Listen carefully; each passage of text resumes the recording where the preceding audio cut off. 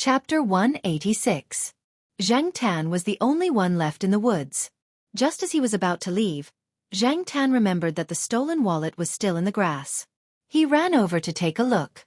Since it was very dark, no one would pay attention to him. Zhang Tan simply stood up, picked up the wallet with his two front paws, and slowly walked to the edge of the woods. Zhang Tan didn't want to take the wallet for himself, nor was he interested in opening it to see what was inside. Although he didn't take a closer look at the wallet, he could tell from the fragrance that it was a woman's wallet. As one of the greening plants on campus, although the effect of the ryegrass was good, Zhang Tan didn't like to move around in the grass. The feeling of the grass scraping against his body was very uncomfortable. Zhang Tan looked around. There weren't many people walking on the path beside the small woods at this time. When Zhang Tan walked to the edge, he happened to see an old man who was guarding the door of the teaching building, holding a radio and humming opera songs as he passed by. When he was wandering around the school, Zhang Tan also identified the gatekeepers of the teaching buildings and departments. Although he didn't know what the old man's character was like, Zhang Tan just wanted to quickly get rid of the wallet in his hand. While the old man was humming and shaking his head and not paying attention, Zhang Tan threw the wallet in the old man's path, then returned to the woods and climbed up a tree to look over there. The old man probably just went out for a walk. After he picked up the wallet, he mumbled something. He looked around and didn't see anyone nearby, so he walked towards the square. Zhang Tan followed not far behind him. He saw the old man walk to the gate of the stadium next to the square. He came to the bulletin board and wrote "Lost and Found" with a pen, then talked to the security guard there. After dealing with the wallet, Zhang Tan squatted on a decorative stone platform at the gate of the stadium. "Hey, what's up with that cat?" The old man pointed at Zhang Tan, wondering why there was a cat sitting there so calmly. It must be known that the square was very lively, and the sound of music could be heard from here. The entrance of the gymnasium was also crowded with students and teachers who came here to exercise and relax, but this cat was not afraid at all. The security guard at the door looked back and said, "It's Ms. Gu's cat. It's waiting for Ms. Gu to finish her dance." This piqued the old man's interest. He pulled the security guard aside and told him about Zhang Tan until Jiao Ma finished her dance and came over to get her bag and cup. Jiao Ma was very proud when she heard other people praise her cat. That night, when she brought Zhang Tan home, the smile on her face never disappeared. Zhang Tan did not take these compliments to heart. He was thinking about the cat. Ever since he found out that the cat thief had put its claws into Tsinghua University, Zhang Tan had been vigilant for the next few days. When he went out in circles, he also paid attention to the cats he did not know. However, the cat that was scratched by him did not appear again. That day, because the weather forecast said that it would rain at night, but he did not know when it would rain, Zhang Tan stayed at home after dinner. However, he felt a little restless. Zhang Tan looked at the darkening sky outside. It seemed to be getting dark earlier than 2 days ago. It was probably because of the weather that the clouds covered the sunset. After enjoying the breeze on the balcony for a while, Zhang Tan returned to the living room. He lay on the sofa and watched cartoons with little Pomelo. Jiao Ma was washing the dishes, and Jiao Yuan was playing on the computer in the room. At around 10 o'clock at night, it started to rain. Soon, the sound of raindrops hitting the window could be heard, and thunder rumbled. Zhang Tan nestled next to little Pomelo and was thinking about something in a daze. His ears twitched, and he heard the sound of the phone ringing in the master bedroom. Who would call in this kind of weather? Did they not know that it was dangerous? Although the buildings here were all equipped with lightning rods, it could not guarantee 100% safety. Because of the thunder and rain outside, Zhang Tan did not hear what Jiao Ma said on the phone. After waiting for a while, he did not hear any sound from Jiao Ma's side. He guessed that she was probably asleep. Zhang Tan lifted his paw and rubbed his ears. Then, he crawled under the blanket and began to sleep. Zhang Tan did not sleep well that night. For some reason, he could not sleep well. When he woke up early in the morning to eat breakfast, Jiao Ma asked Zhang Tan, "Where's black charcoal? Do you know where the sheriff went?" Zhang Tan was about to eat the egg in his bowl when he heard Jiao Ma's words. His heart skipped a beat. Although the sheriff liked to go out and visit people, he always came home on time. He rarely stayed out for a whole night. Also, the weather last night was like that. According to his usual habits, he should have come home early. Seeing that her cat was staring at her blankly, Jiao Ma sighed in her heart. She felt that her cat probably did not understand what she meant, so she did not say anything more. When Zhao Yuan and little Pomelo asked, Zhao Ma did not say much. She only told the two children to focus on their studies and not worry about other things. Zhang Tan did not have much of an appetite. No wonder he had a bad feeling since yesterday. Afraid that Zhao Ma would notice something, Zhang Tan forced himself to swallow the egg and noodles in the bowl. He had to eat to have the energy to go out and do things. Before they left, Zhao Ma reminded Zhang Tan to go home after he dropped off little Pomelo and not to run around. Zhao Ma wanted to keep her cat at home, but unfortunately, she could not. In the end, it was Zhao Pa's fault. He gave the cat the key to the front door and the access card. Which cat would have these things? Zhao Ma could not tell anyone about these troubles. Just like Zhao Pa said, it was not a good thing to stand out too much. Sigh, it was not easy to have a cat that was too smart at home. After Zhang Tan dropped off little Pomelo, he wandered around, looking for places where the gossipy aunties gathered to eavesdrop.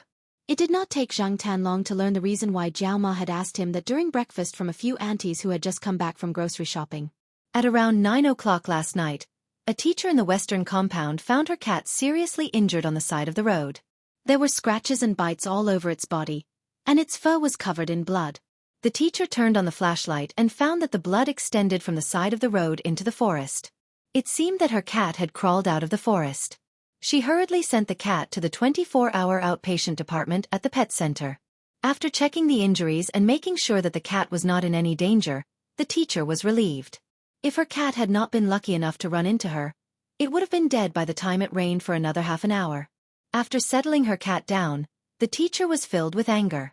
The vet had said that the injuries on her cat were caused by the cat's scratches and bites. Usually, the only cat that was at odds with her cat was the sheriff in the east courtyard. It was fine if they fought in the past, since both of them had minor injuries, but this time, it was too much. Therefore, the teacher went to the sheriff's house to ask for an explanation. However, the sheriff did not come back, even when it started to rain.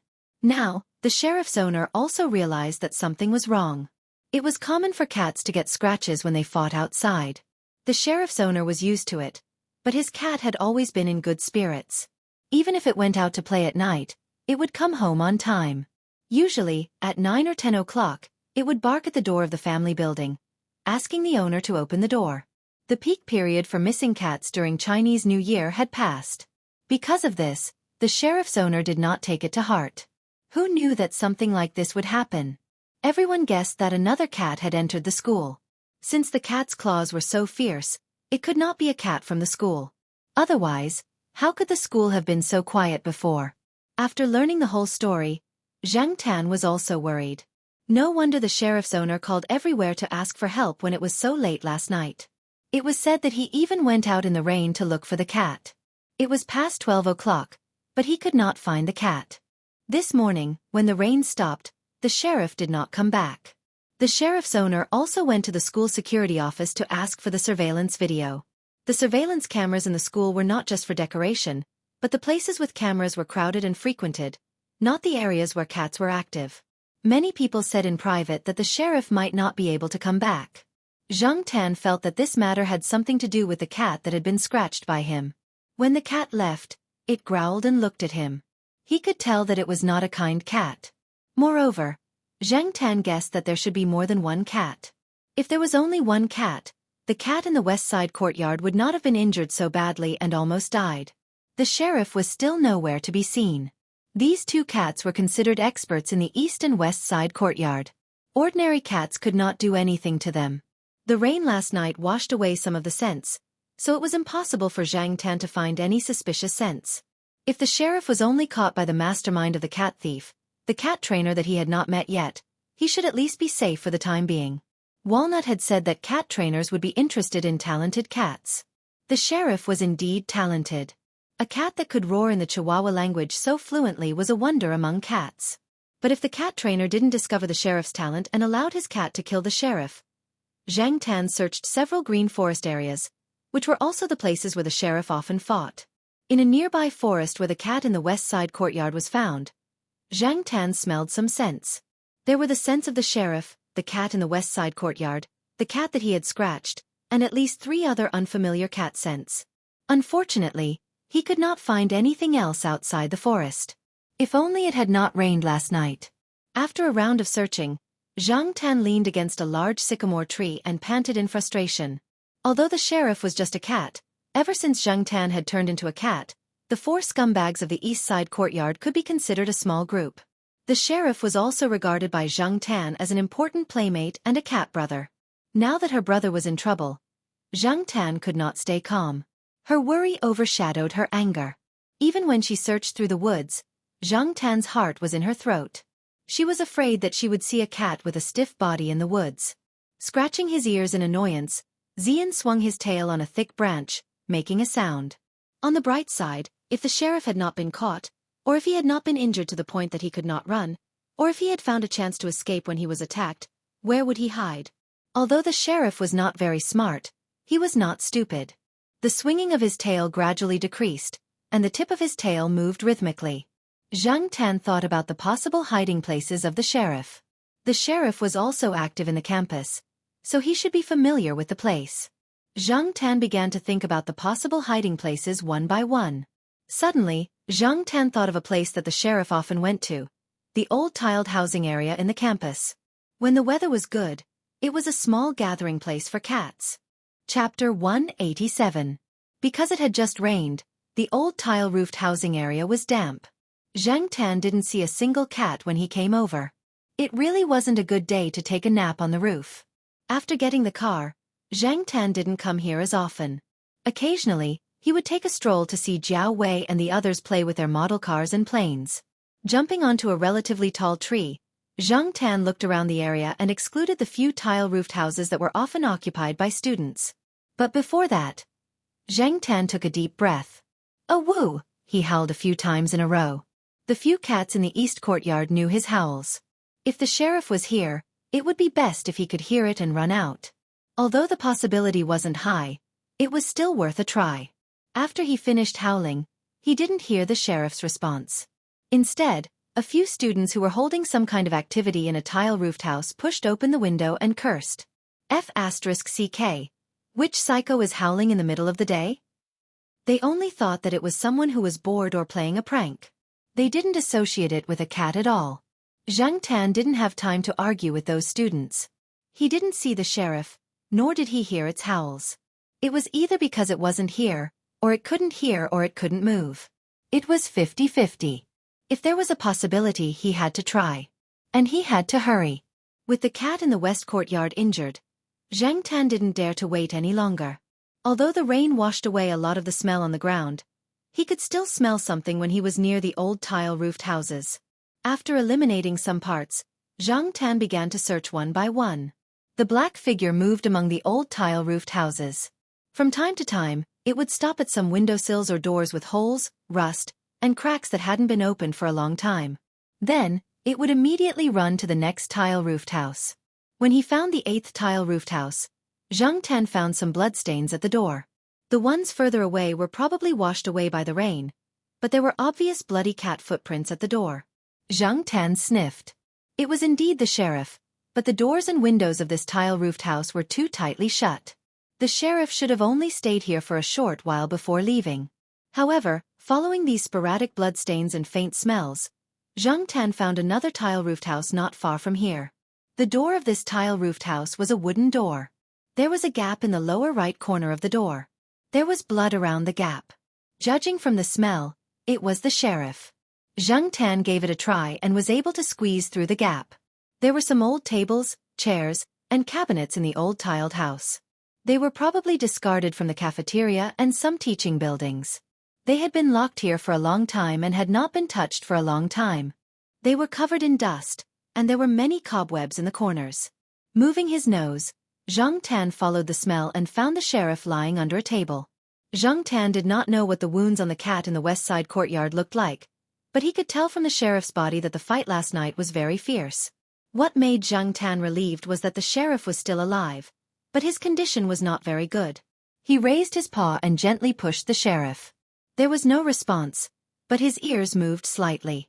Next to the sheriff, there was a rat with a broken body. It looked quite fresh. It probably bumped into the sheriff's mouth last night. It was only because it had replenished some energy that the sheriff was able to maintain his current condition. It seemed that the sheriff could not move around on his own. Zhang Tan could move him out, but he could not carry the sheriff all the way to the pet center, right? Not to mention the headlines, it would take a lot of time to carry him all the way to the pet center. Also, he did not know if the sheriff could be moved around in his current condition. He had to find someone to help him. Zhang Tan moved the sheriff out a little.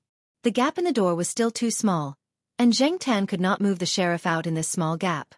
After jumping out and looking around to make sure that there was no one around the tiled house, Zhang Tan jumped up and lifted his foot to kick the door. He did not kick at the door lock, but at the gap. After a kick, a piece of wood fell from the gap, and the hole became bigger. He moved the sheriff to the side of the door, but did not move him out. The wind outside was a little strong. Zhang Tan did not know if this guy could be exposed to the wind now, so he left him behind the door to be safe. He checked the sheriff's condition again. His breathing was not strong, but it was not bad either. He had just made a slight sound, but he was still not very awake. He still had to hurry and send him to the pet center for treatment. After Zhang Tan came out of the door, he ran to the building of the Institute of Biological Sciences. At this time, Zhao Wei was in class, Zhao Ma was at work, and Mao was not at home. Recently, he had been very active. After thinking about it, the best thing to do was to go to the Institute of Biological Sciences to find a nanny. Xin copied the organized slides into a USB flash drive in Zhao Pa's office. She picked up the printed materials, got up, and was about to go to the conference room. There was a report, and today, the dean came to personally host it. As soon as her hand touched the door, Xin heard the sound of the window opening. She turned around and saw the boss's black cat jump in. Before Associate Professor Zhao went abroad, he had a meeting with his graduate students and told them about some unexpected situations at home. Among the graduate students, Xin was the one who knew Zhang Tan's habits the best. Therefore, when Zhang Tan stretched out his paw and pulled his trousers out, Xin felt that something must have happened. When Zhang Tan was carrying the sheriff, there were some bloodstains on his clothes, which scared Xin. For a moment, she forgot to call Zhao Ma and ask for details. Seeing Zhang Tan running out of the window, she quickly put down the things in her hands and rushed out of the building.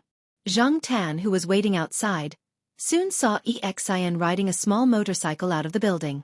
Zhang Tan led the way in the front, and Xin followed behind. The old tile-roofed housing area was not too far from the building of the Institute of Biological Sciences. Zhang Tan ran fast and chose a path that was easy for the motorcycle to take.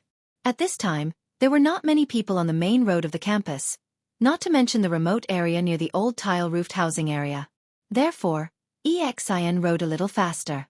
He was also anxious. What if something happened to the 3 members of the Jiao family? But soon, Xin found that the cat was taking him to the old tile-roofed housing area, which he rarely came here. When Zhang Tan pushed the sheriff out of the door, Xin was embarrassed. The sheriff's pants were torn by the cat's claws, and he was absent from the important report hosted by the dean. In the end, it was all because of a cat from an unknown family. When they came out, Xin told the dean that there was an emergency. At that time, the meeting was about to start, so the dean did not ask much. However, after the meeting, the dean would definitely ask in detail. How could he make up a story? He definitely could not tell the truth. He would definitely be criticized. Alas! Anyway, since he was here, he had to save the cat in front of him. Unable to find anything for a while, Xin directly took off her coat. Anyway, the coat was not worth much, and it had not been washed for more than 10 days. She wrapped the sheriff up and put him in the trunk of the motorcycle. It was a little crowded, so she had to make do. Zhang Tan jumped on the motorcycle. This time, he just needed to follow them to the pet center. However, when Xin rode to the school gate, he suddenly found that he did not know which way to go to the pet center. He knew that the best pet hospital nearby was the Ming Ming Pet Center, but he had only heard of it and had never been there. Fortunately, there were more taxis coming and going at the school gate. After Xin parked the motorcycle, she held the cat in her arms and stopped a taxi that had just taken a passenger. She opened the door and got in. Zhang Tan also jumped on the car. "Hey, you cat." "Master, saving a cat's life is better than building a 7-floor pagoda." The driver was speechless. In the end, the driver's face twitched. He looked at the injured cat in Xin's arms, and then looked at Zhang Tan who was squatting on the seat. He warned Xian that if the cat pooped, peed, or vomited in the back seat, he would have to pay more. Then he started driving. The driver, who often went around this area, was very familiar with the Ming Ming Pet Center. In addition, the pet center was not too far away, so it didn't take long for them to arrive.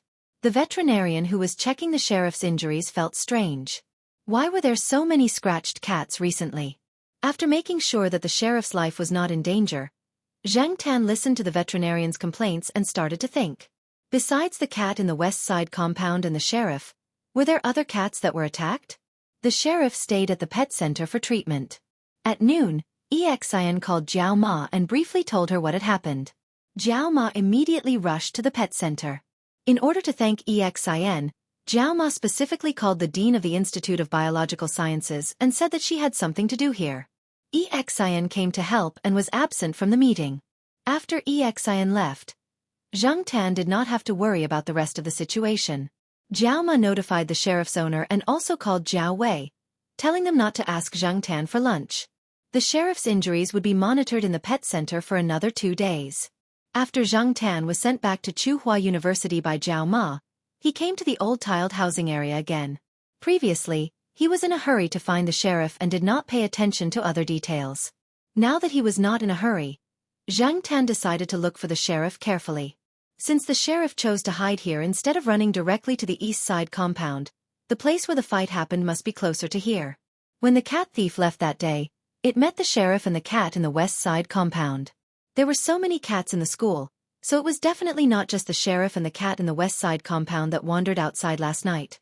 Why were they the only ones who were seriously injured? The most likely reason was that the cat thief wanted to avenge its paw. Unfortunately, Zhang Tan did not come out himself, so the sheriff and the cat in the West Side compound had both bumped into the muzzle. The rain last night was too much of a coincidence.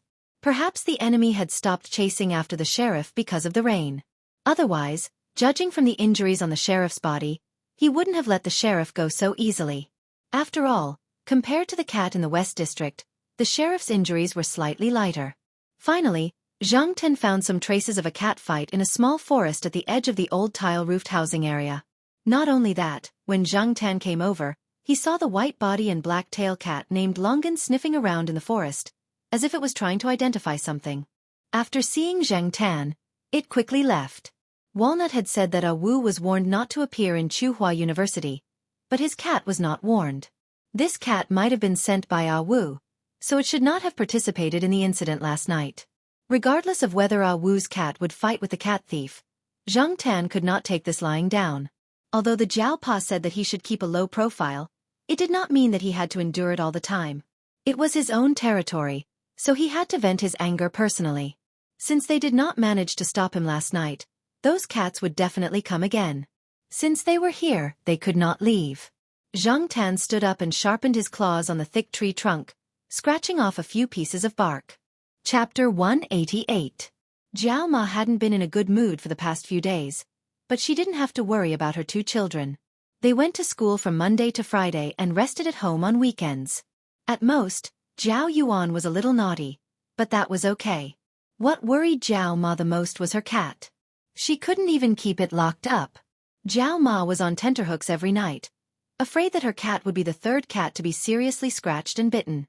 She couldn't even concentrate when she watched TV at night. After 9 o'clock, she would look at the wall clock in the living room every few minutes until Zhang Tan came back. Ever since the 2 cats in the 2 residential areas got into trouble, everyone took good care of their own cats. Some teachers even suggested to the school security office to clean up the stray cats in the school. When Xiaogua heard about it, he also asked the people from the Green Wings Association to come over and take a few stray cats to the rescue station. After a series of things, the conclusion was that the school was quite normal. There was nothing unusual. The people from the association set up a few cat cages and caught cats. Except for the 2 stray cats that didn't seem to be a threat and were abandoned by the students, the rest of the cats were claimed by the people living nearby. After all, cats with cat tags were a minority in the school. There were also many people who felt that there was nothing to say about this. After all, it was just a matter of cats. There was no need to make it so complicated and go through so much trouble. As long as they took good care of their own cats, everything would be fine. So, in less than a week, the school was peaceful again. Sheriff was brought home after 2 days at the pet center. The day before yesterday, when Zhang Tan went for a walk in their building, he saw him lying on the balcony with an Elizabeth collar around his neck. It wasn't because he was castrated, but probably because he was afraid that he would lick the wounds on his body. Fortunately, Sheriff couldn't understand the complicated words people were saying. Otherwise, he would have been depressed. When the neighbors saw Sheriff like that, they asked his owner, "Ah, your cat finally did it?" The Sheriff's owner only chuckled twice. In short, the news of Sheriff's castration had been spread by the aunties in the courtyard. However, the Sheriff seemed to be in good spirits. He could run and jump now, and his recovery ability was very strong. In about a week, he would be able to get rid of the collar. Recently, this guy was not used to wearing the collar and was rebelling at home. His owner was also very helpless. Huang was locked up at home, and even Depang was often watched by his grandmother. The only one in the courtyard who was out was Zhang Tan.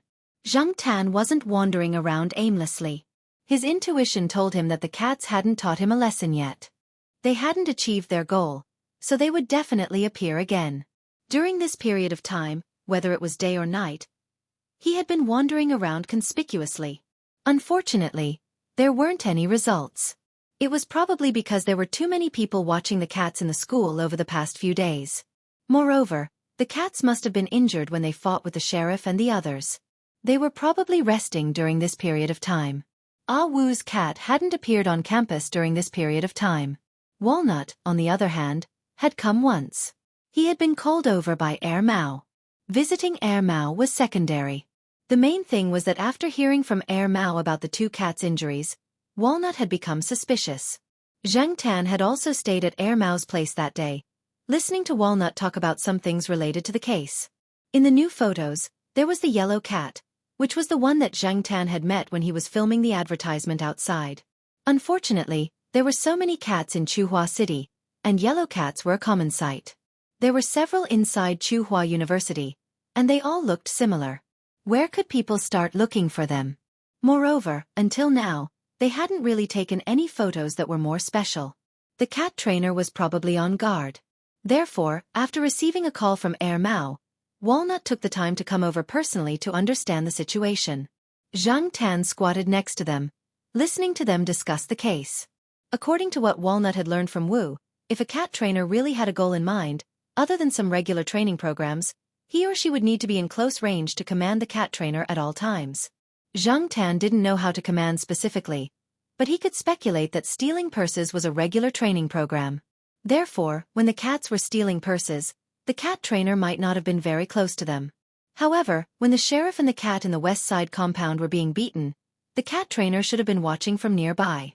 It wouldn't be too close, as cats would jump around when fighting, but it should be within 100 meters, right? If he really met the cat trainer, Zhang Tan decided to greet him. On this day, Zhang Tan swaggered to the school square. During the day, there were many students around the square. Next to the square, there was a cultural corridor. Students and some people who came out for a walk liked to sit there and rest or read books. What made Zhang Tan stop was a long-haired cat there. The cat was slightly bigger than an ordinary house cat. It was tabby-colored and looked like it had some forest cat lineage. However, this kind of cat wasn't very rare. In Xiaogu's store, there was a tabby-colored Norway forest cat. At first glance, it didn't look very different from this cat. At this moment, the cat was in the cultural corridor. Most students were very nice to the cats on campus. A student gave the cat bread in his hand to eat.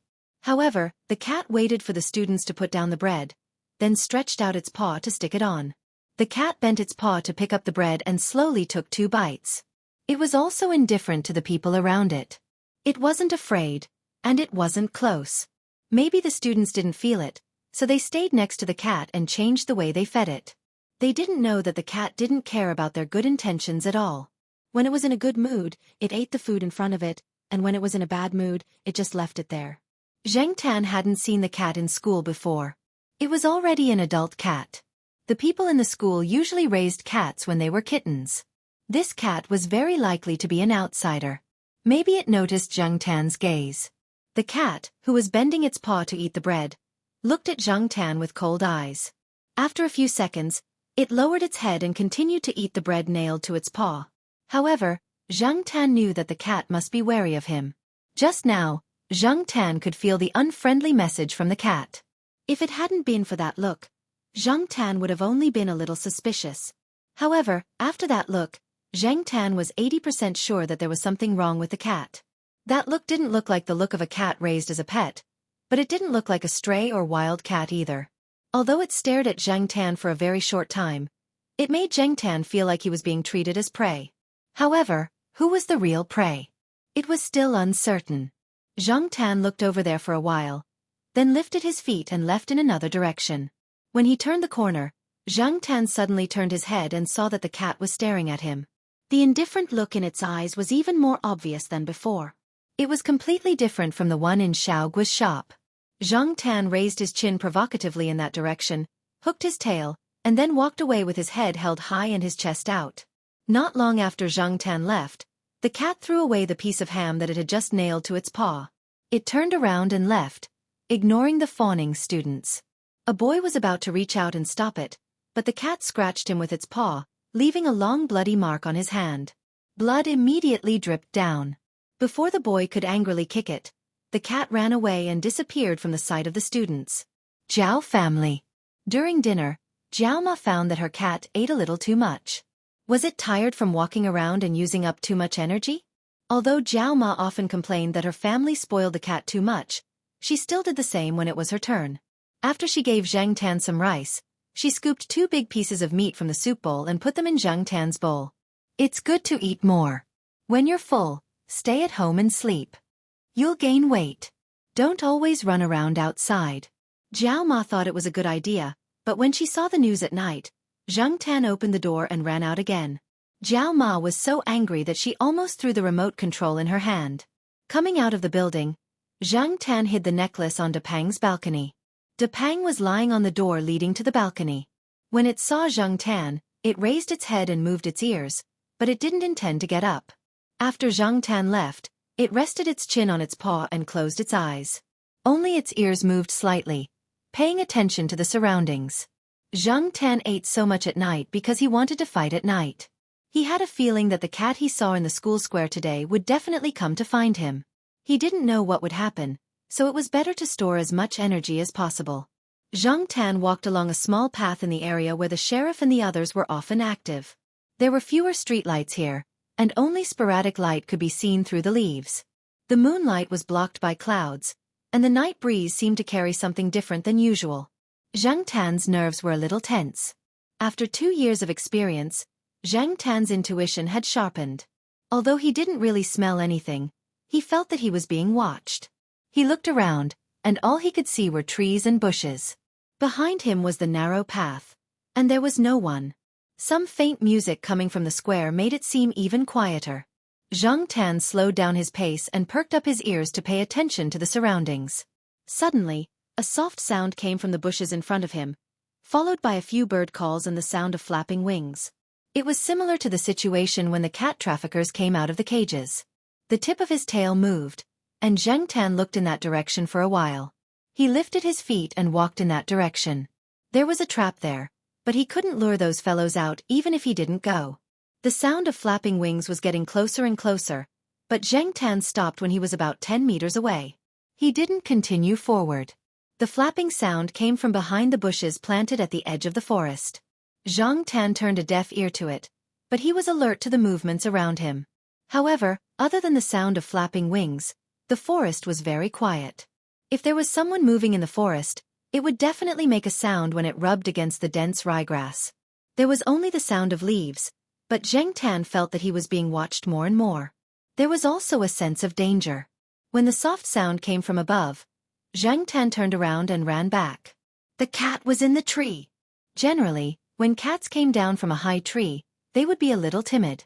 They wouldn't be as agile as when they climbed up, so Zhang Tan didn't think that the cat was likely to stay in the tree. However, this cat came down from the tree very quickly, almost in the blink of an eye. Although he didn't see the cat that jumped down from the tree, Zhang Tan was sure that it was the cat he saw in the square today. When Xiao Guo was filming an advertisement, he praised the Norwegian forest cat in the shop. He also said that this kind of cat was almost the only kind of cat that was fearless when it swooped down from the ground from a high place. Unfortunately, the cat in the shop was raised as a pet, so Zheng Tan didn't see how brave the cat was. Now, he deeply felt the sense of oppression brought by this kind of behavior. Regardless of whether other cats were like this or not, at least the one that Zheng Tan was facing now was fierce enough. Even if it was just a normal cat, not a special cat like the Monseigneur, Zheng Tan didn't dare to underestimate it. Zheng Tan ran fast and didn't get directly pounced on by the cat. The reason why he ran was to find a place where he felt safe. Who knew if there were other traps in the forest in front of him? Zheng Tan didn't want to be a fool and fall into it. He would only be at a disadvantage if he did. There was a forest not far from here, and Zheng Tan was very familiar with it. She had walked by it when she went back for dinner this afternoon. At that time, she did not feel any danger. Presumably, no one had set a trap there, so it was best to solve the problem in a place she was familiar with. It was safer than here. The right time, the right place, and the right people. The right place couldn't be ignored. The cat ran very fast, but Zheng Tan was faster. After running into the familiar forest, Zheng Tan directly climbed up the trees and shuttled between the trees. In terms of this skill, Zheng Tan was still very confident that he could beat the cat behind him. Moreover, only one had appeared. What about the others? The cat was probably a little tired from chasing Zheng Tan. It couldn't do anything to him. After it stopped, it opened its mouth and meowed a few times. This kind of cat's meowing was different from ordinary cats. Xiaogua said that their meowing sounded like singing, but Zheng Tan didn't think it sounded like singing at all. Now, he didn't think it sounded like singing at all. It should be calling for its companions, right? Just right. If all of them appeared, he could solve it together. Just now, Zheng Tan noticed that there were other people around who were paying attention to this place. The cat trainer didn't appear. However, just as this cat stopped meowing, another cat meow came from another direction. The cat under the tree that was preparing to climb the tree paused. Zheng Tan looked at the cat and suddenly seemed to be on high alert.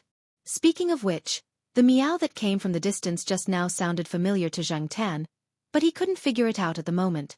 He didn't have much time to think about who it was. At this time, East Side Compound, first floor of Block B, Depang's house. The old lady was wearing reading glasses and reading a book about Kuan opera. Suddenly, she thought of something and shouted, "Depang, bring the slippers on the balcony in." The weather was getting hotter, and the winter slippers were no longer used. The old lady washed the slippers and put them outside to dry. Today, she forgot to put them away.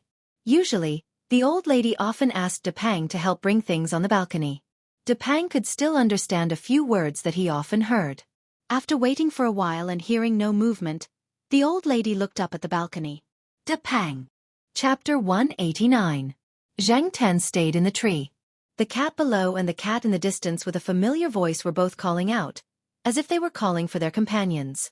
Zheng Tan wanted to howl, but he knew that if he howled loudly, the east side courtyard would probably make a scene, so he held it back. He didn't want to provoke the east side courtyard. There were a lot of people there who liked to stir up trouble. If they stirred up trouble, there would be no peace at night. There were soft whooshing sounds around. Zheng Tan looked around and saw that there were about 4 more cats. Looking at the way these 4 cats were running, they didn't seem to be injured. Maybe they weren't the same batch from a few days ago. The cat trainer he had never met might have had more than 2 or 3 cats.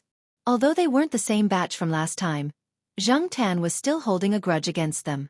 1 against 5? No, Zheng Tan still chose to attack them one by one. These cats were all trained. If it were an adult, he would have been scratched a few times. They weren't the softened leopard cat.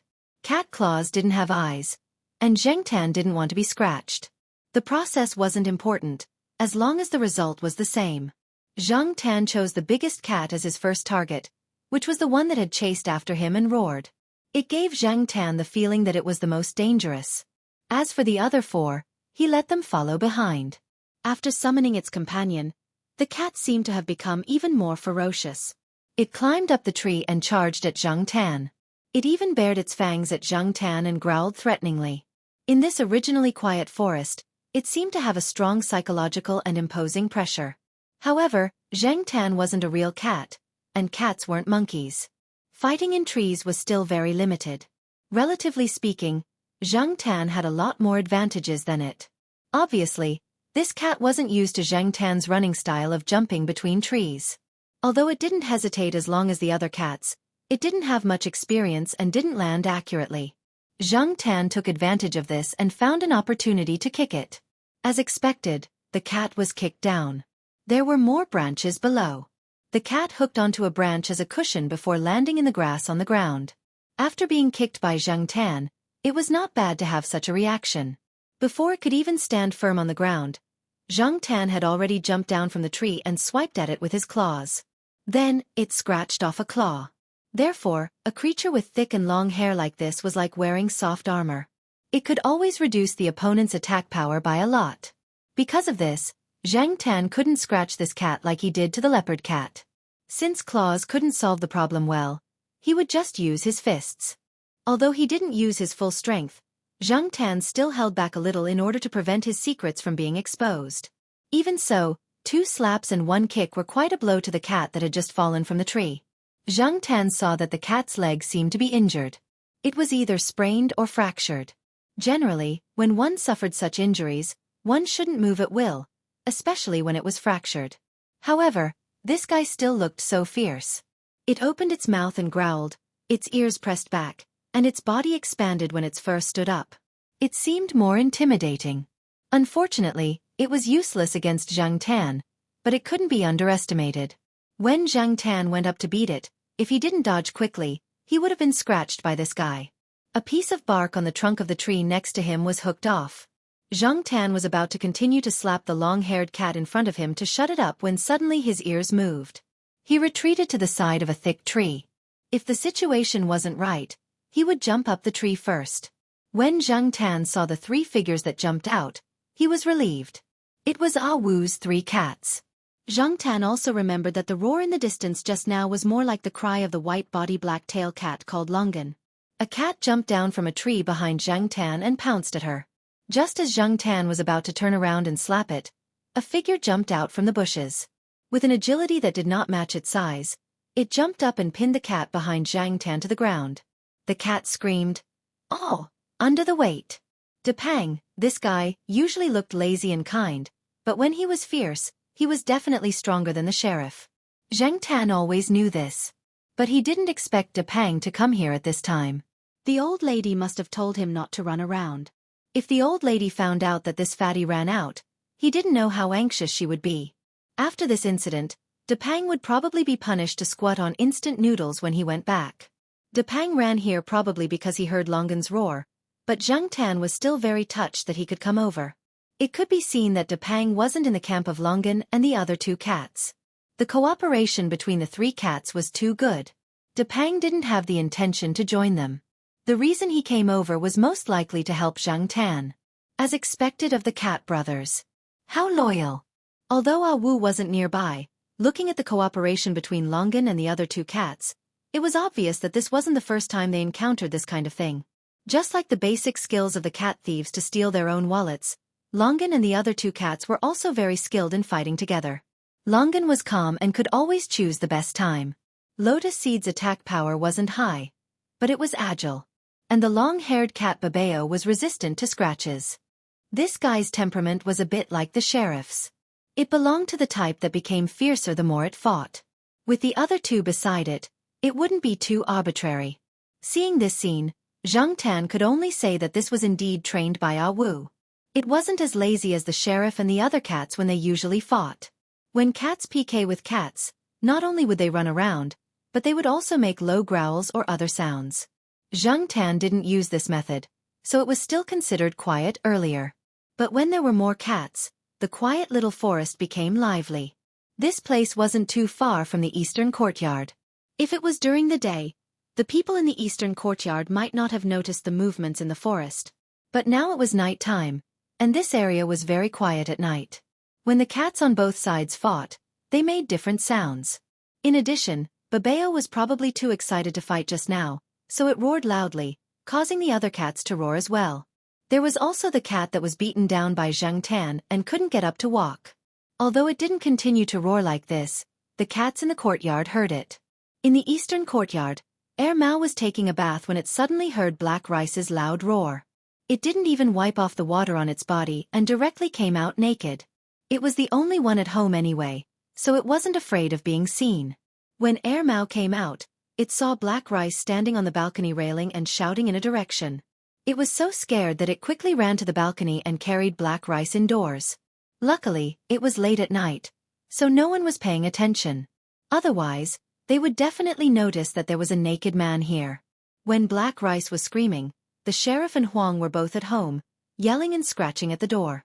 Unfortunately, they were watched tightly and couldn't go out. Suddenly, the eastern courtyard was noisy again. The cats were meowing, and the dogs were barking at the top of their lungs. Every time this happened in the courtyard, it was either a thief or a cat trafficker. So when the security uncle heard the commotion this time, he notified the school security office. The most anxious ones were Zhao Ma and Depang's old lady. The neighbors couldn't persuade them to stop. Before the security office people came, they went out with flashlights to look for the cats. Mao put Black Rice in the pet bag, carried the bag, and went out with Zhao Ma and the others. Chu Xiangyang, who lived next door to the Zhao family, helped to look after the children again. Other than that, the fourth floor of Block B was also noisy. "Let me out! Let me out!"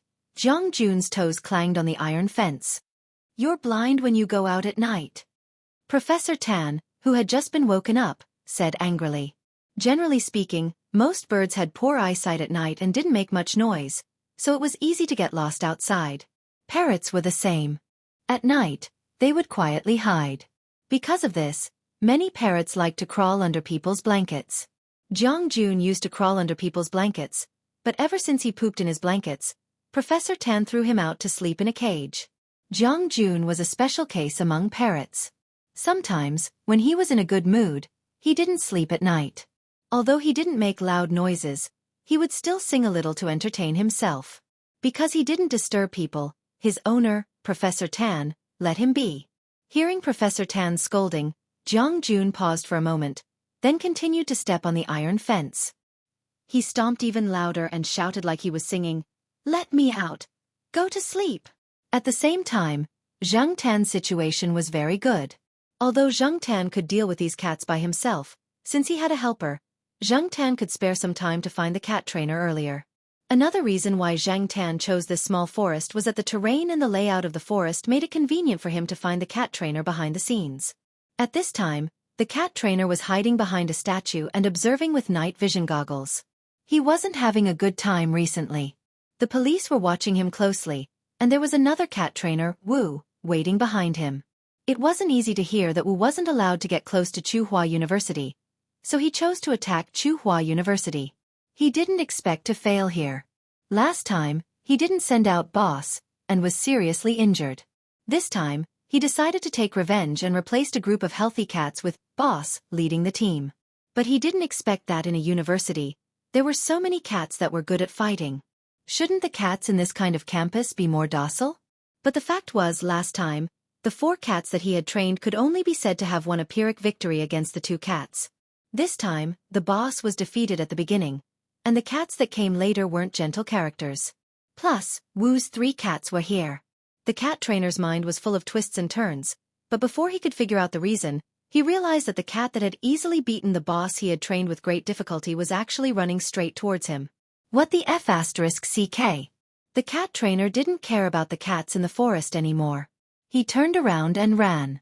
His own cat in the forest was being beaten up, so it couldn't spare time to help him.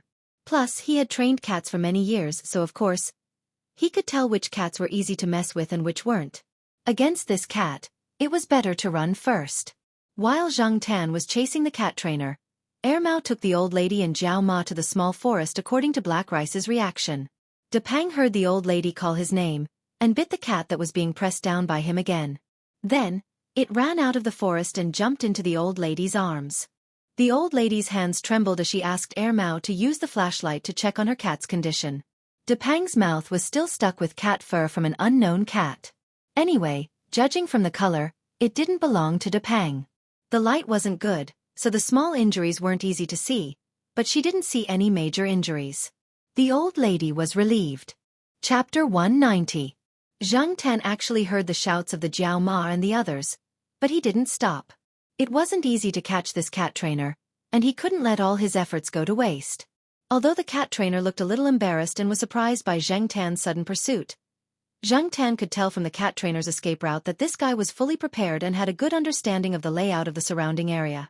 He wasn't just running around with his head in a mess. This guy ran very fast and didn't look very strong. Zhang Tan didn't expect him to run so fast and react so quickly. Almost as soon as Zhang Tan rushed over, the guy turned around and slipped away, jumping over railings and some obstacles with ease. Zhang Tan chased after him, but he didn't let down his guard. The guy's running route wasn't the main road of the campus, and there were no cameras installed in these places. No wonder the people in the school security office didn't find any clues from the surveillance cameras. The cat trainer glanced back when he jumped over a fence. With the help of a nearby street lamp, he saw the black shadow that was chasing after him. He cursed in his heart. Although he wasn't caught, the cat kept chasing after him. In all his years of cat training, he had never seen a cat with such strong endurance. F***CK. Fortunately, he was prepared. The cat trainer looked at a small forest in front of him and made a few strange sounds from his mouth. The sounds weren't loud and sounded like some kind of insect chirping. Zhang Tan could hear it clearly, and he had heard this sound in the forest before. It was just that at that time, the sounds of the cats were mixed together and Zhang Tan didn't pay special attention to it. Whoosh, whoosh, whoosh. 4 figures rushed out of the forest. This was the cat trainer's backup plan. To be on the safe side, in addition to the few cats that were fighting in the forest, he had brought 2 healthy cats and 2 cats that weren't seriously injured last time. They had stayed here to ambush, and now they had become the cat trainer's helpers for his escape. Zhang Tan wasn't afraid of the uninjured boss, let alone these cats. But now, Zhang Tan's main target was the cat trainer, so he didn't care about these cats for the time being. When the 4 figures rushed over from the front, Zhang Tan jumped over the cat in front and knocked away the second one that was blocking the way. As for the 2 behind, Zhang Tan had already left them behind. When the cat trainer looked behind him to see how the interception was going, he happened to see Zhang Tan forcefully knocking away the cat that was blocking the way. He almost spat out blood. Was this really King cat and not a combat dog? Which cat would use such a violent method in such a situation? Originally, the cat trainer just hoped that his cat could delay Zhang Tan for a while so that he had a chance to get rid of the chase, but he didn't expect that it didn't have any effect at all. At the thought of this fierce cat, the cat trainer endured the discomfort and continued to run. However, this cat trainer wasn't familiar with the surroundings, and he didn't have the good night vision of a cat. When he was crossing a lawn, he tripped over a raised area. He didn't sprain his ankle, but after a few seconds, when he was ready to speed up again, a strong force suddenly hit him from behind. He fell directly to the ground, his chin hitting the ground. Although it was grass, it wasn't a good feeling, and his head was a little dizzy. The cat trainer shook his head, got up, and reached into his pants to take out the stun baton. Before he could find the target, he was kicked in the back and fell forward again. However, because he had changed direction when he got up to find the target, this time he fell and hit the landscape stone next to him. Hitting a stone wasn't like hitting the grass, not to mention hitting the landscape stone. His head, which was already a little dizzy, suddenly became more dizzy. Blood flowed from his forehead and nose, and the stun baton fell to the ground. Although his head was dizzy and his thoughts weren't very clear, with the instinct of a cat trainer, he still made some urgent insect-like sounds, calling his cat to come over and help. Zhang Tan kicked the stun baton that fell on the grass into the artificial lake not far away. He went up and clawed at the cat trainer, leaving a claw mark on his face. The cat trainer screamed and staggered to stand up. His head was dizzy, and he couldn't run as nimbly as before. He didn't even have time to think about why he was kicked down. It was only a cat chasing him. Did a cat have this kind of strength? This question would only be asked when his head was clear. Zhang Tan watched him stand up, jump up, and kick him again. He watched the man fall to the ground for the 3rd time. Probably because he was tired and dizzy, the man didn't intend to stand up again. He pulled up the hood of his clothes to cover his head and curled up with his face facing the ground to prevent Zhang Tan from scratching his face. Zhang Tan looked at the guy in front of him who was pretending to be a turtle. He didn't immediately rush up. After seeing the stun baton, he suspected that this guy still had some equipment hidden on his body. To be safe, Zhang Tan didn't intend to fight in close combat. But if this guy thought that he couldn't do anything to him if he didn't get close, then he was very wrong. Zhang Tan looked around. Some time ago, The lawn areas in the school were paved with bricks. The roads in the lawn that the students walked on were all paved with square lawn bricks, and there were some broken and abandoned lawn bricks in the bushes next to them that hadn't been cleaned up. Zhang Tan walked over, picked up a piece, and threw it at the person who was pretending to be a turtle. There were no other people around, no cameras, and no one saw at night. Zhang Tan stood upright on his 2 hind legs, and then used his 2 front paws to hold the lawn bricks and throw them at the person. A cat came over and attacked Zhang Tan, but Zhang Tan whipped it to the side. Then Zhang Tan continued to hold the brick and throw it at the person. At first, the person was screaming in pain, but later, he stopped screaming. He probably couldn't take it anymore. When he got up, he waved his hand, and a thin whip was swung around in a circle. Zhang Zian didn't know if this whip was used to train cats. The strength of the whip was good, and his movements looked very experienced. Unfortunately, Zhang Tan was outside the whip's attack range. Zhang Tan was now very glad that he didn't attack at close range. Otherwise, he would have most likely been hit by the whip. After the person swung the whip around a few times, he found that he didn't hit the target. Instead, he was a little unsteady. He planned to walk to the side of a tree to lean on, but suddenly, he felt a pain on his face. He had just woken up a little, but now he felt confused again. After throwing the brick, Zhang Tan saw that the person fell to the ground again. He wondered if he should go over and take a look, and then scratch a few times to help the sheriff and the others take revenge. Then, he heard the sound of someone running over. It was Mao. There weren't many streetlights here, and only a vague shadow could be seen. Mao turned on the flashlight and looked over. He saw a half-dead person on the ground, and the black cat that Jiao Ma was anxiously looking for was squatting on a landscape stone. It looked very calm. Black Coal. Hurry up and go back.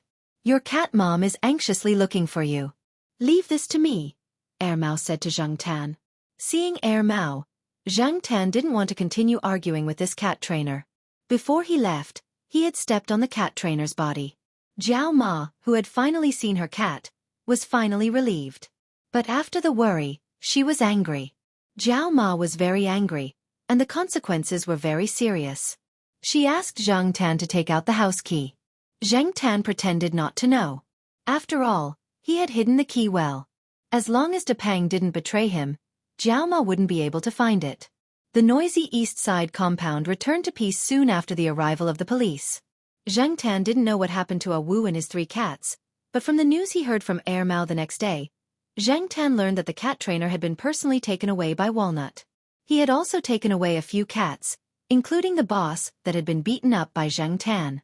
Wu's cat had been taken away by himself. Walnut and Mao didn't plan to publicize the fact that they were cat trainers. Otherwise, not only the cats in the school, but also all the cats in Chuhua City would be hated by people, especially those who had their wallets stolen. It didn't matter if they had been stolen by a cat or not, they would all vent their anger on the cat. There would also be people who were hostile to cats who would pour all kinds of dirty water on the cat. Walnut and Mao didn't want people to think of a thief when they first saw a cat. Also, the cat-friendly event hadn't been held for long. Now that it was exposed, it would be a slap in the face. It was better to keep it a secret. They had also discussed with the school's higher-ups. They wouldn't make the incident public. They would just say that they had caught a thief in the middle of the night. It was true that they had caught a thief, so it wasn't considered hiding the truth. They didn't go against their conscience. Zhang Tan stayed at home.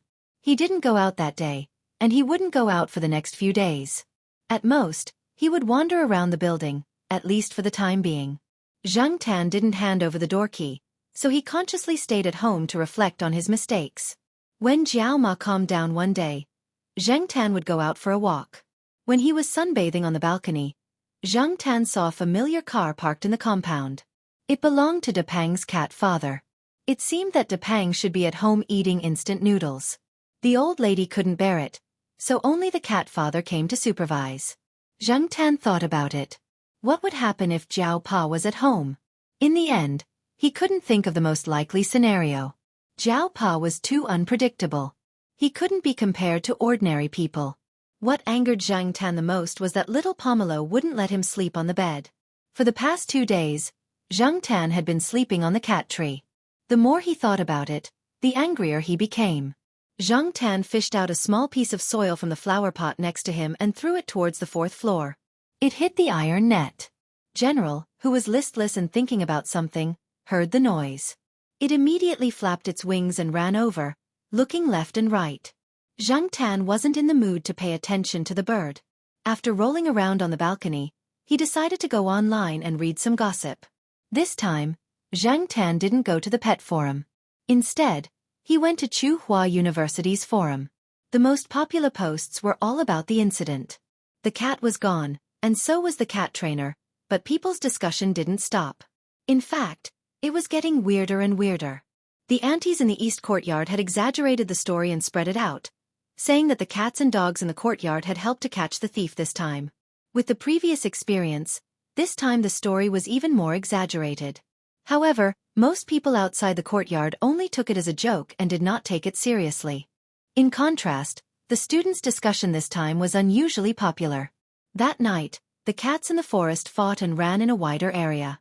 When they got close to the student dormitory in a certain district, some students who didn't sleep at night heard the scary cat calls. These calls lasted for a long time, and it sounded like the temperature had dropped a few degrees. The next day, they heard the news that the school caught a thief, so they started to talk about it. Zhang Tan couldn't help but complain. These students thought too much. They even came up with demons and ghosts. Chapter 191. For Zhang Tan, the days of facing the wall at home could be summed up in one word: boring. 2 days ago, he could go online to pass the time and watch the commercials he had filmed. Other than that, he could only sleep at home. Celestine came once, but in order to avoid being scolded by Jiao Ma, Celestine only went to Ermao's place on the 3rd floor. Zhang Tan went to listen to them talk about the follow-up of the incident. The cat trainer was sentenced. Celestine didn't say the details, but Zhang Tan learned that the cat that had been beaten up by him was taken away by Ah Wu. It was said that the cat was very fierce and aggressive. Especially after it was beaten up by Zhang Tan, its temper became worse. Some people even suggested to Walnut that it should be euthanized directly, as it was too dangerous to let such a cat out. Later, Ah Wu said that as a reward for this incident, and also to solve the problem of boss, Walnut was happy to give the cat to Ah Wu. When the news that Ah Wu was not allowed to get close to Tsinghua University was released by Walnut himself, in order to lure the snake out of its hole. Obviously, his goal was achieved. No wonder Zhang Tan could see Gue Yuan at school during that time. After the incident subsided, no one knew where the person and the cat went. In general, Zhang Tan spent most of his time at home. For Zhang Tan, who liked to walk outside, it was very uncomfortable to hold it in. Every day, he lay on the balcony and looked outside sadly. Finally, one day a week later, after breakfast, when Jiao Ma took Jiao Yuan and little Pomelo out, Zhang Tan tried to follow behind them.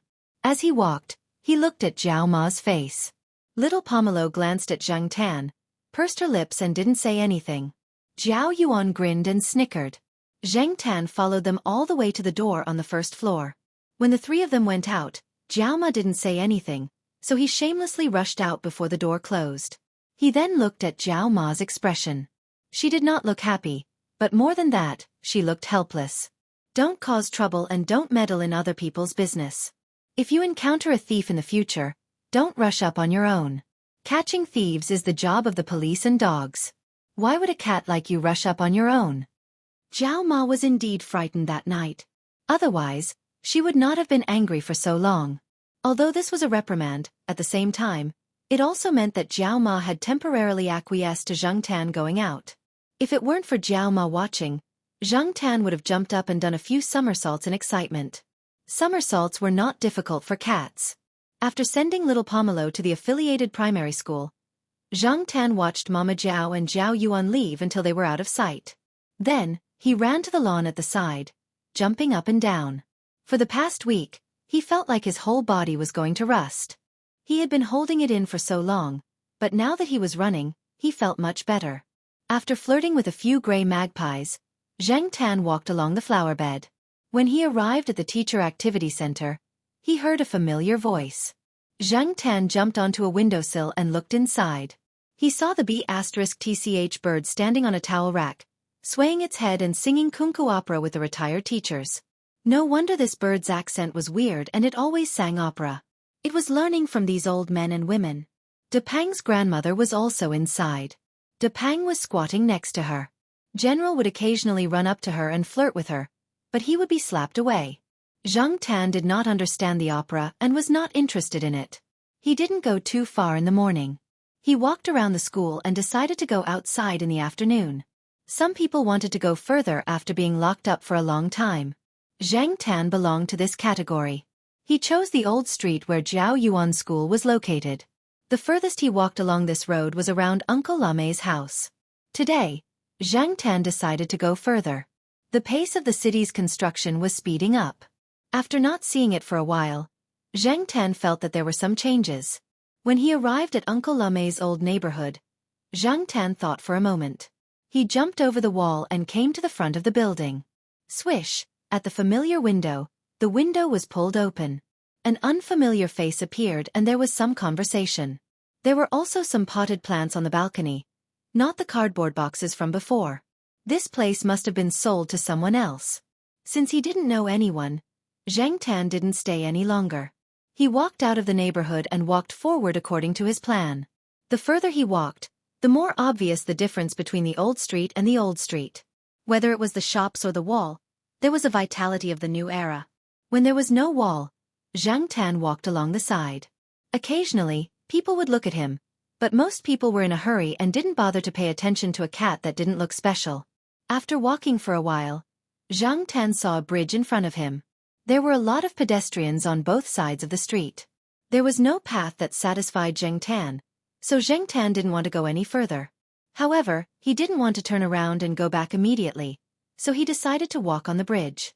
Ignoring the sounds of cats around him, Zhang Tan walked up the stairs by himself. There were fruit sellers at the corner of the stairs. Some people were bargaining. When he came to the bridge, Zhang Tan looked around. It was quite rich. Other than a few fruit sellers, there were also people selling cakes and small toys. Were there no law enforcement officers here? Standing on the bridge, there was an endless stream of traffic below him. On one side of the bridge, there was a street full of old buildings. Many of the buildings would be marked with the word, demolished.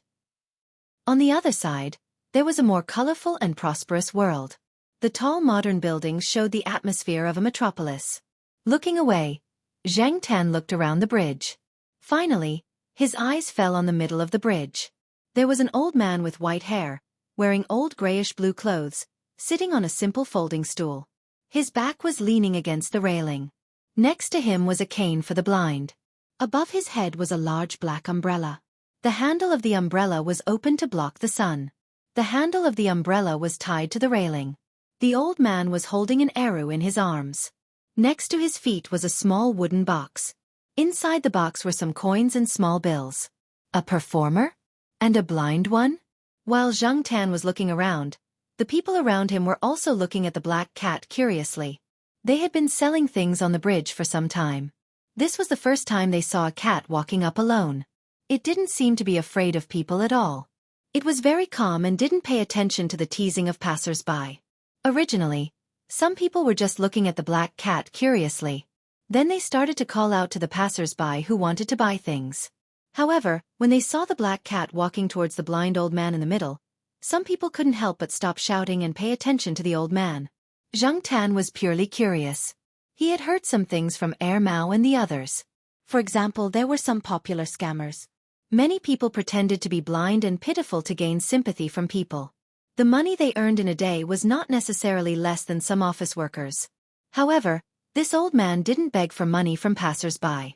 Second, he didn't write on the ground or write on the cushion to make people sympathize with him. Third, Zhang Tan felt that this person was a bit strange, but he couldn't tell what was strange. Was this person really blind? Zhang Tan walked closer and stopped half a meter away from the old man. He squatted and tilted his head to look at the man who was sitting there with his eyes closed as if he had fallen asleep. After waiting for 2 minutes, he found that the old man had no intention of opening his eyes. His eyes fell on the open wooden box at the old man's feet. Zhang Tan got up and walked over. He looked at the coins in the wooden box, then looked at the old man who was leaning against the railing with his eyes closed. Then he looked at the box again. Then he raised his paw and fished around. He bent his paw and hooked a coin up and put it down again. The coin fell and made a ding sound when it touched other coins. When Zhang Tan put the coin in the box, he paid attention to the old man. When the coin made a ding sound, he noticed that the old man's ears moved. Among the people that Zhang Tan had met, there weren't many who could move their ears. It was rare to see someone who could move their ears. Zhang Tan's bad taste after a week of holding back at home came back again. Anyway, as long as he didn't go too far, the people around him would only think that a cat was curious about the coins in the box but couldn't fish them out. They wouldn't think too much about it. He fished up another coin. Just as he was about to fish it out of the wooden box, he loosened his paw and made another ding sound. The old man's ears moved again. He fished it up again and loosened his paw. Ding! The old man's ears moved again. After repeating it a few times, Zhang Tan became impatient. Why didn't this old man open his eyes? Even if there was something wrong with his eyes and he couldn't open them, could he not speak? Or could it be that this old man couldn't see or speak? Even if he couldn't see or speak, at least he still had his hearing. Looking at the situation just now, this old man's hearing shouldn't be too bad. He didn't react at all when he heard that his money box was being moved. There wasn't even any change in his expression. He was way too calm. Thinking back to when he was performing outside with Third Master Fong, although it was embarrassing, Zhang Tan would definitely beat up anyone who touched the money box. But this old man? He squatted down and thought for a while, the tip of his tail wagging rhythmically. Then, Zhang Tan set his gaze on the half bottle of mineral water next to the folding stool. He walked over, raised his paw, and pushed. This was a bad habit that Zhang Tan had picked up after staying with the sheriff and Huang for a long time. After the half bottle of mineral water fell, it rolled away in the direction away from the old man. The old man could touch the bottle with his hand down, but now it was difficult for him to touch it. After all, he was blind. The people around who saw this scene all had the same thought in their hearts. This cat's character is really F***king bad. Zhang Tan didn't care about what others thought. Looking at the person who was still sitting there, he cursed in his heart. This person is just a block of wood, right? Other than moving his ears, what else can he do? Boring. After harassing for a long time, there was no response. Zhang Tan rolled back the half bottle of mineral water that had rolled away. Although he didn't make the bottle stand up, he still pushed it in the same place, where the old man could touch it with his hand down. Just as he was about to leave, Zhang Tan noticed that the beard on the old man's chin was quite long. When the wind blew, it swayed on both sides. Thinking that the old man didn't respond for a long time, Zhang Tan's bad taste rose again. He jumped up and stretched out his paw to touch the old man's long beard. Then, there was still no response. Zhang Tan felt that if those naughty kids were to grab his beard, he would definitely be angry and flip out. He really didn't know how the old man could tolerate it. If the old man could give some other reaction other than moving his ears, Zhang Tan wouldn't be interested in teasing him. But the old man just couldn't sit still, which made Zhang Tan stubborn, persevering to grab his beard again and again. Not far away, the dark-skinned uncle who was buying mangoes saw this situation and opened his mouth wide, revealing a mouthful of white teeth. He even forgot to reply to the passerby who asked for the price. He sighed in his heart. This cat must be looking for trouble. Zhang Tan was busy making the old man angry, so he didn't notice the change in the faces of the stall owners around him. Chapter 192. Recently, Ajin had reached a bottleneck in his creation and was in a very bad state. His teammates suggested that he go out for a walk. Maybe he would get some inspiration, but he should not be impatient and should not be too burdened. He should maintain his passion for music. Therefore, when he was not performing, Ajin would walk around Chuhua with his guitar on his back. During this time, Ajin played in the underground passages and some squares. He also slept in the park at night. It was as if he had returned to the time when he was a vagabond singer. His impatient mood gradually calmed down. Today, Ajin had originally planned to sing in the central square. In fact, there were some talented young people performing in many large squares in Chuhua at night. In the past 2 days, Ajin had met many of them in the other 2 places, and he had gained a lot during the exchange. However, Ajin did not expect to meet Zhang Tan here. Ajin was grateful to Zhang Tan, and he also had some awe that he could not explain. Sometimes, Ajin felt that it was incredible that a cat could have such a great impact on him and the band. If there was no black cat, where would he and his teammates go? He did not dare to imagine that he had almost given up at that time. Therefore, Ajin and his teammates had always been grateful to this cat, which could be seen from their black cat team badges. Speaking of awe, perhaps this was the only famous cat that Ajin had ever met. After all, this was a cat that even Yi Hao, the big boss of the night building, dared to show displeasure to him. Ajin did not know where Zhang Tan lived. In fact, he did not even know Zhang Tan's background. He only knew that this cat was very familiar with several big shots, and that every time he went to the night building, he would go with several big shots. Therefore, when he first saw Zhang Tan, Ajin was not sure. However, after looking at him for a while, he matched the famous cat with the black cat in front of him. Perhaps, there was no other cat that dared to bully a blind old man in such a place in such an atmosphere. Black charcoal. Ajin shouted. He was very happy to see Zhang Tan. This was their band's lucky star. Zhang Tan had just plucked a strand of the old man's beard when he saw the old man's face twitch. There was no other reaction. Zhang Tan was about to pluck 2 more strands to see how long the old man could endure when he suddenly heard someone calling his name. Idiot!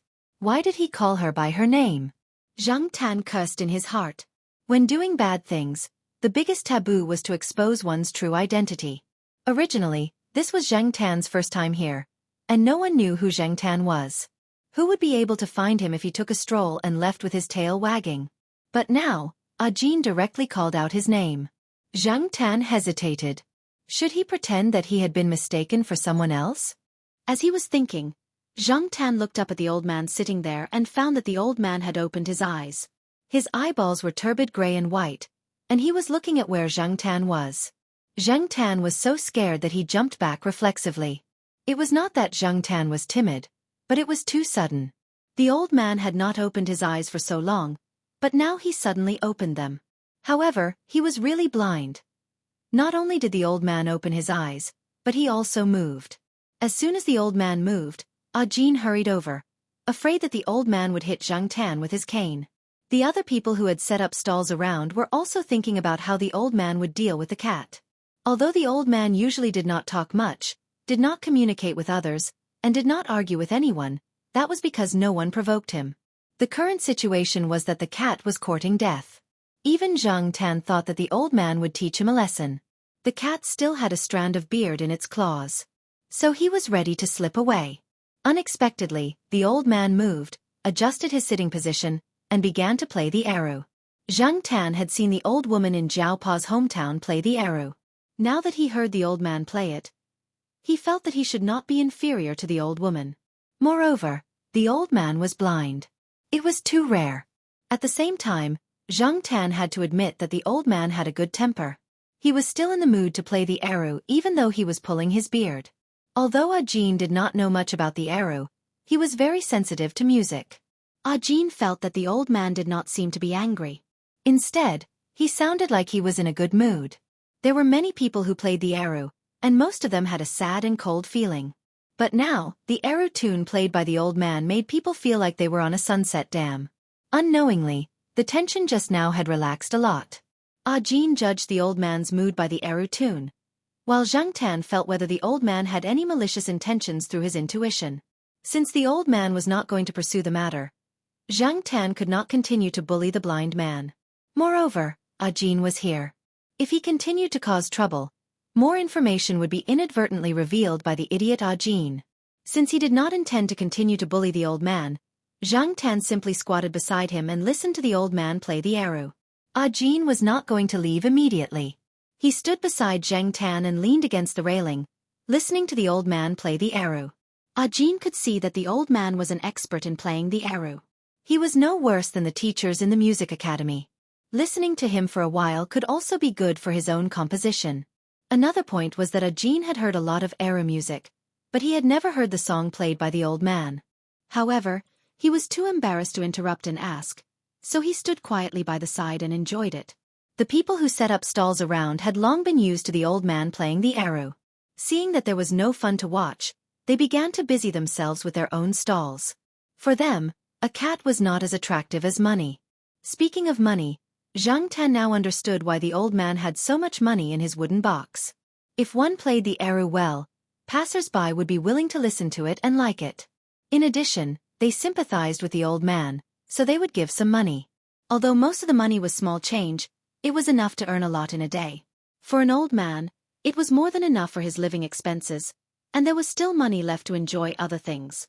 In fact, there were more people giving money today than usual, and part of it was because of Zhang Tan's cat. This was also the reason why some performers liked to take children or animals with them. When it was almost dark, Zhang Tan got up and was ready to go back to pick up little Pomelo. Black charcoal, are you ready to go? Ajin was immersed in the tune of the eru.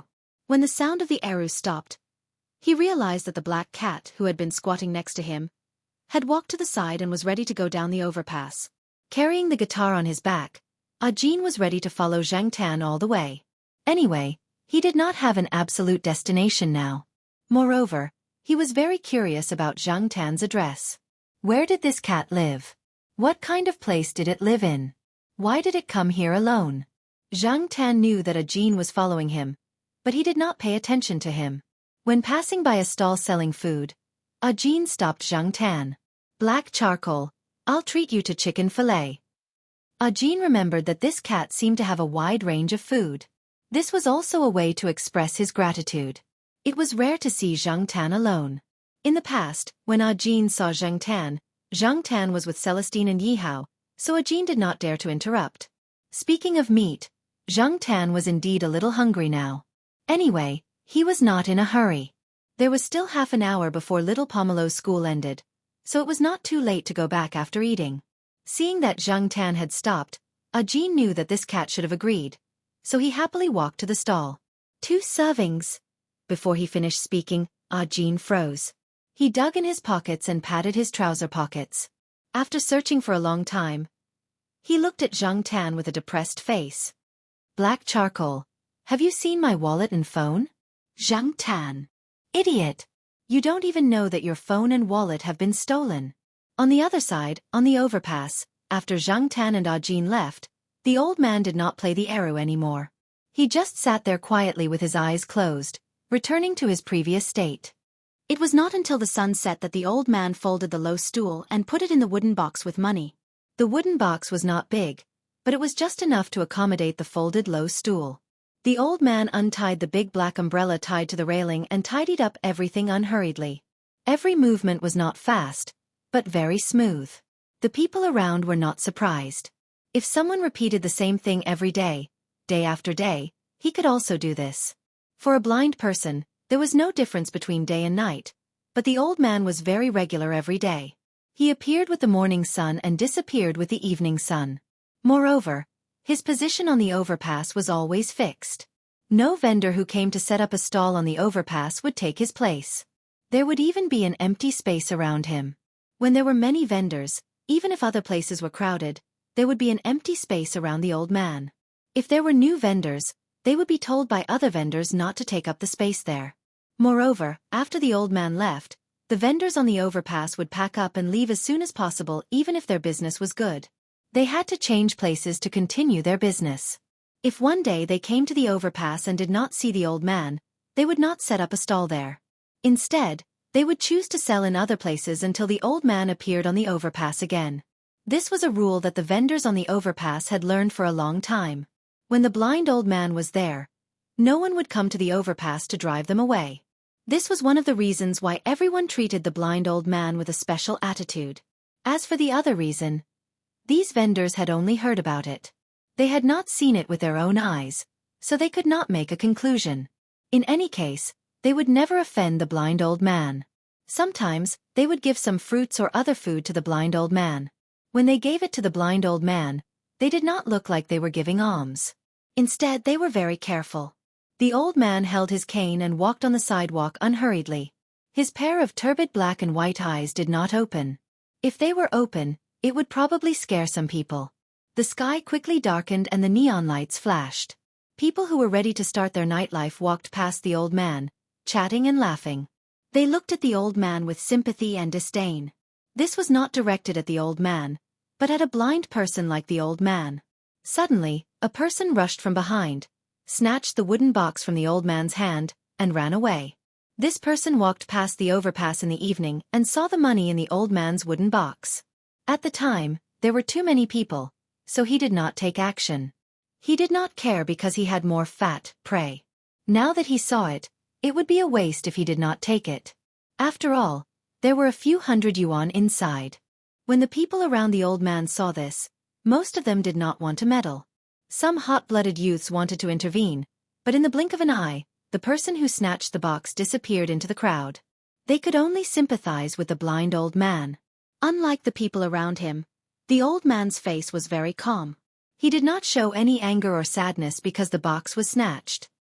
He only paused when the box was snatched and then continued to walk forward, as if he did not hear the discussion around him. After walking for a while, he turned into a narrow and long alley with few lights. The noise of the city at night seemed to suddenly disappear. It was like a different world from the bustling street outside the alley. The old man still walked forward unhurriedly. Not far ahead, there was a person sitting next to him. After seeing the old man, that person immediately got up and rushed over, kneeling in front of the old man. This person was the one who snatched the old man's wooden box. At the moment, he looked very embarrassed. He was beaten black and blue, and there were probably other injuries on his body. After kneeling in front of the old man, he lifted the old man's wooden box with both hands. He was shaking like a sieve, and even his voice was trembling badly. Little newcomer. I don't know. The old man did not stop because of the person in front of him. His face was still calm, and he did not say a word. He reached out to take the box and continued to walk forward, leaving the person who was kneeling on the ground and had not finished speaking. Chapter 193. The next day, when Zheng Tan went to Jiao Wei's small restaurant for lunch, he saw Ah Jin standing under a tree at the door. Yesterday, Ah Jin had lost his mobile phone and wallet, but he didn't immediately contact his acquaintances. Later, Zheng Tan took him directly to Jiao Wei's restaurant. Jiao Wei's mother's enthusiastic attitude made Ah Jin feel very embarrassed. He wanted to write a note or something, but Jiao Wei's mother said, "Black charcoal brought you here. Why do you still need to pay? This meal is on me." Now, Jiao Wei's mother was more or less certain about some things. She also heard something from Jiao Wei. Her attitude towards Zheng Tan was completely different from the attitude towards the cats in her hometown. After doing business for so many years, she had a bit of insight. Ah Jin didn't seem to be a bad person. Besides, a meal for one person was only about 10 yuan. There was no need to be so calculative. It was also good to borrow good karma. After eating in the restaurant last night, Ah Jin carried his guitar and went to the central square. In fact, if Zheng Tan hadn't brought him here, he would have gone to the square to sing first. When he had some money in the evening, he would have filled his stomach. At noon today, Jiao Wei's mother had just finished washing vegetables and was sitting at the door to rest. When school was over, there were more and more people. She had been busy until 1 o'clock, so she took the time to rest. She didn't expect to see Ah Jin. Ah Jin came to eat. This time he paid for it himself. He also used the money he earned last night to buy some fruits as a thank you gift. After spending the money, he didn't have much left. He planned to save it for the bus fare. If it was really difficult, he planned to take a taxi back to get some money. He had to be glad that he didn't bring his ID card or bank card when he came out. There was only 2,000 yuan in his wallet. It was not a big deal to lose the money, but it was more troublesome to lose the card and certificate. When Ah Jin came over at noon, he met Mao who came to the restaurant to get food. He had seen Mao twice and knew that this person was very familiar with Celestine. Now, Mao often went to the night building with Qin Tao and the others. Celestine had also told him about Ah Jin's band. He also went to listen to a few performances and knew Ah Jin. Even if he was not sure, looking at the cat necklace hanging around Ah Jin's neck, he would know. Now that the weather was getting warmer, Mao did not sleep in. Every day at this time, he would come over to get dinner. He specially went to the supermarket to buy 2 insulated boxes. He handed over the empty lunchbox in his hand and took the lunchbox from Jiao Wei's mother. He put it aside and was not in a hurry to leave. He sat down and chatted with Ah Jin for a while. Hearing that Ah Jin had lost his wallet and mobile phone, Mao expressed his thoughts. There were indeed many thieves on the road now, especially around the school and the commercial street. Ah Jin's situation was not uncommon. "Do you want me to lend you some?" Mao said casually. Ah Jin carefully refused. The last time he saw Mao, this person was with a few playboys. He guessed that Mao was a playboy himself. If this type of person spoke inappropriately, it might cause disgust. Oh. Mao did not care about being rejected. I'm just saying. I didn't bring any money when I went out. Jean was speechless. But Mao stretched. If you are familiar with that cat, you won't starve to death if you hold on to its leg. After saying that, Mao got up and left with the lunchbox. He did not meet Zhang Tan and the others who came later. Although Mao's last sentence sounded like a joke and sounded ridiculous to others, Jean knew that it was the truth. Now that he saw the attitude of the owner and the landlady of the small restaurant towards Zhang Tan, Jean could not help but sigh in his heart. This person was not as good as a cat. Look at him, he was so respected. Yesterday, Zhang Tan left Jean alone in the restaurant and went to pick up little Pomelo. He did not expect to see Jean at noon when he came over. Jean said goodbye to Zhang Tan and left the restaurant. He did not disturb Zhang Tan and the others who were eating lunch. He was going to walk around Tsinghua University. He had never been to a university, so it was good to walk around this famous school. It was rare for him to come here. In the afternoon, when Zhang Tan was about to go out for a walk, he met Jean, who was strolling around the school. Jean also suggested that Zhang Tan show him around the campus. However, Zhang Tan decided to try the blind old man on the overpass again today, so he ignored Jean's words. Seeing that Zhang Tan did not respond, Jean thought that the cat did not understand his words. However, when he saw Zhang Tan walking out, he thought for a while and followed him. Therefore, the man and the cat went to the overpass again. After getting on the overpass, to Jin's surprise, not far from the blind old man, next to the railing, were the wallet and mobile phone that he had lost yesterday. He asked a man who was selling mangoes with a basket, and learned that the mobile phone and wallet were put there by the blind old man when he came over this morning. Jean opened the wallet and looked at it. Not a penny was missing. The mobile phone was turned off. After it was turned on, all the functions were intact, and the address book was not cleared. Jean was not the only one who was shocked. Zhang Tan was also shocked. Could this old man really be a big shot? He had learned some things from Celestine and Yi Hao when they were chatting.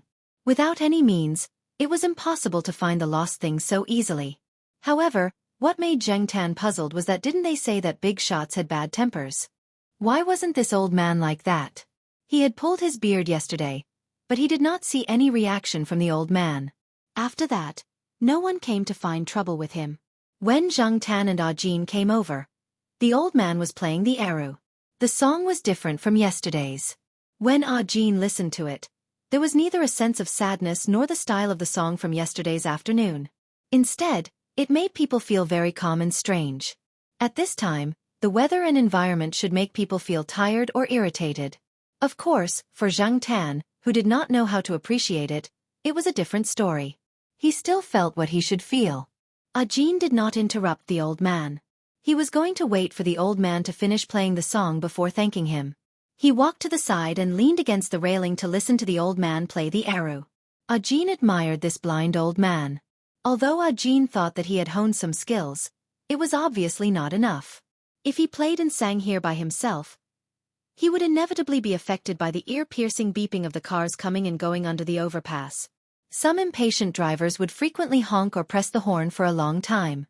Those who did not have such a mentality would probably be blocked by the horn after singing the first line while playing and singing. To put it simply, it was just a matter of mentality. However, it was not easy to do what the blind old man did.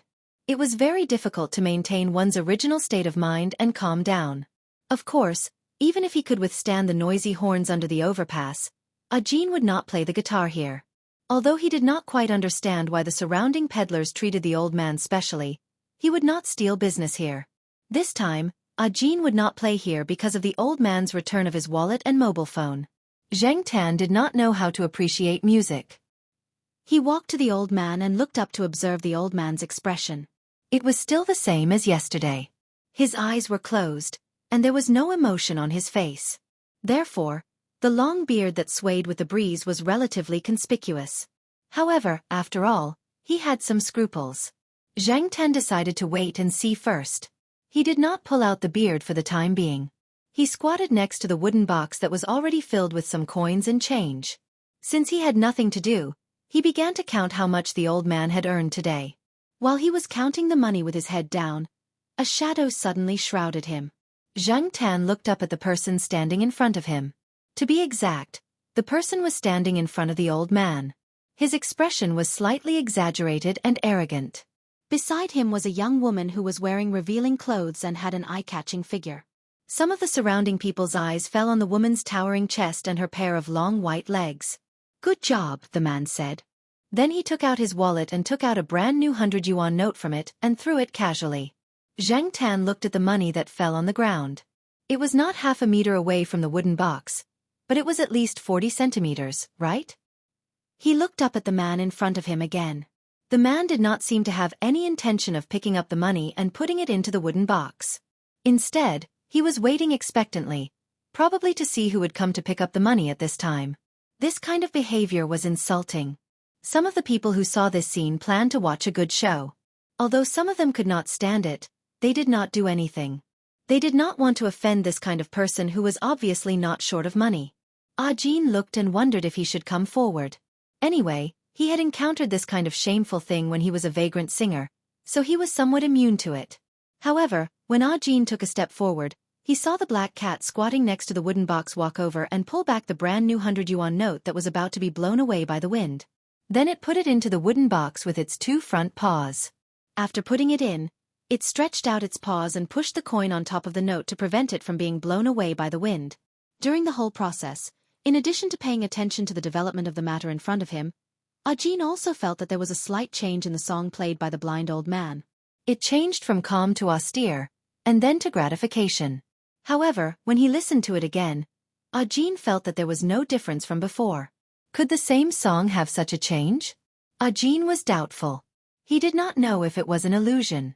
From the time the man in front of him threw the money to now, the old man did not stop playing the eru, as if he did not know all this. The man did not expect such a scene.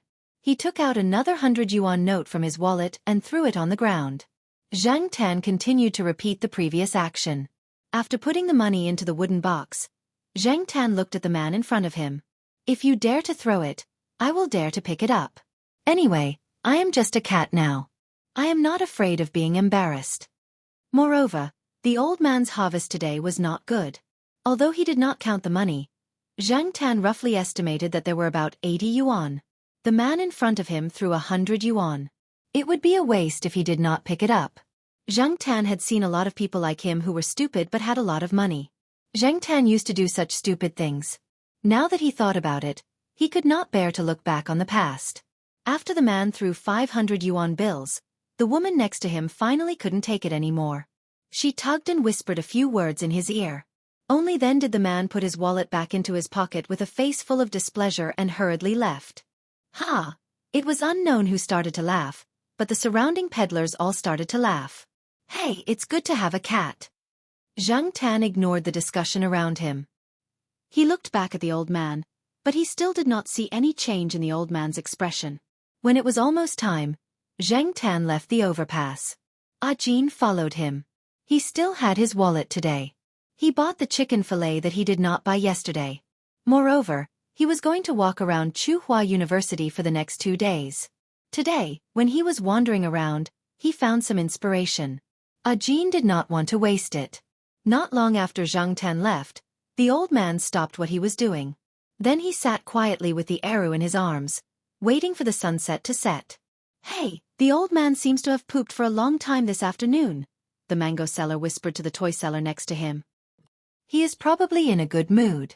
He earned more than 500 yuan in one afternoon," the toy seller said enviously. Chapter 194. He felt that it was not easy for Jin to find inspiration while carrying a guitar. When Zhang Tan met Jin on campus again, he took Jin to the arched doorway formed by the bamboo. However, when they arrived, there was already someone sitting there playing a guitar. Zhang Tan looked at the person. The person was slightly plump, and there was an eggplant printed on his t-shirt. His face looked quite tender, and he was probably a freshman. Seeing Jin carrying a guitar, the person called Jin over to talk. When his gaze fell on Zhang Tan, the person's face stiffened, but he did not say anything. Zhang Tan, who was about to walk away, thought for a moment, then walked to the side and jumped onto a tree to listen to the conversation between the two. This person was called Zhang Qian, and those who knew him called him Eggplant. He was a freshman in the school's guitar association. The Guitar Association held a school performance in May and October every year, but not everyone had the chance to go on stage. Recently, the association was selecting people to go on stage. Zhang Qian planned to practice more and strive for the opportunity to perform on stage. However, compared to Ajin, Zhang Qian was still a little inexperienced in playing the guitar. "Brother, you're not bad," Zhang Qian praised. He was a little regretful when he heard that Ajin was not from his school. Otherwise, he could have joined the association. He also heard that Ajin had played in the square and the underground passage. With a face full of admiration, he said, "In the past, every time I saw those street artists playing the guitar, I couldn't help but want to stay beside them. My classmates even thought that I was embarrassing. Speaking of which, most of those people played quite well, and the sound in the underground passage was especially good." After sighing with emotion, Zhang Qian talked about his guitar history. "At first, I couldn't hold the strings, but after the callus, it was much better. The process was still a little painful, but men can't be afraid of pain. Be more ruthless to yourself. If you don't practice like this, you won't be able to play the guitar." Zhang Qian raised his hand to show off the callus he had painstakingly practiced. Zhang Tan glanced over. This little fatty was really easy to satisfy. After a while, Zhang Qian and Ajin exchanged phone numbers and asked Ajin to come to Tsinghua University next week when he was free. When the time came, he would take Ajin to see the Guitar Association's performance. After taking Ajin around the campus, Zhang Tan left him alone and went out to have fun. 3 days later, when Zhang Tan thought that Ajin had left Tsinghua University, he saw him again. Zhang Tan did not go out for a walk that day because the sheriff and Huang were rarely let out. De Pang was also chased out by his grandmother so that it could exercise more. Thus, the 4 cats walked and stopped until they reached the old tile-roofed housing area. Zhang Tan thought that he could find a quiet place with some shade and take a nap on the roof. He didn't expect to hear the sound of an electric guitar before he even got close. The sheriff's ears twitched. He wanted to turn around and leave, but he saw that Zhang Tan was still walking in that direction. The other 2 didn't leave either, so he followed. Zhang Tan was curious as to when this noisy elemental had arrived and wanted to see what was going on. There was a tile-roofed room that was used to store sundries. There were more than 10 students inside, and the sound came from this tile-roofed room. The other 3 stopped not far away. Only Zhang Tan approached, jumped on the windowsill, and looked inside. The window was open, and Zhang Tan was standing near a big table. There was a pot of flowers on the table, which just blocked Zhang Tan. The people inside did not notice him, nor did they have the mind to. They were all staring at the 2 people in the middle of the room. There was a guitar on the table by the window. There was no one in front of the table, so Zhang Tan could see the situation in the room. 2 young people were standing in the middle of the room, and one of them was Ajin. The other person was wearing a black vest and had dyed yellow hair. His hair was still a little long and was tied into a small braid. The 2 of them were playing the electric guitar. Zhang Tan did not know what it felt like to play the electric guitar, but seeing that the 2 of them were sweating, he guessed that it was not easy. The people around them, including Zhang Qian, whom Zhang Tan had seen before, were all excited. They were so excited that their faces were flushed red, as if they were trying their best to endure something. Some of them were even gesturing with their hands unconsciously. When the 2 of them finally stopped, the people standing at the side started to talk, and a few of them even screamed. Sure enough, outsiders could only watch the show. Although Zhang Tan felt that the 2 of them were very good at playing the guitar, he was not as excited as the others. However, the 2 of them were really King fast when playing the guitar. "President, it's him, right?" a tall girl with a ponytail said. The braided man in the vest who had played the guitar with Ajin nodded. He said a few more words to Ajin and received a call. He asked Ajin, Zhang Qian, and 2 other people to stay here and help look after things. They had to leave for a while. The original training place of the Guitar Association was being renovated by the school, so they had to move temporarily. They applied to the school for a house in the old tiled housing area as a temporary gathering place.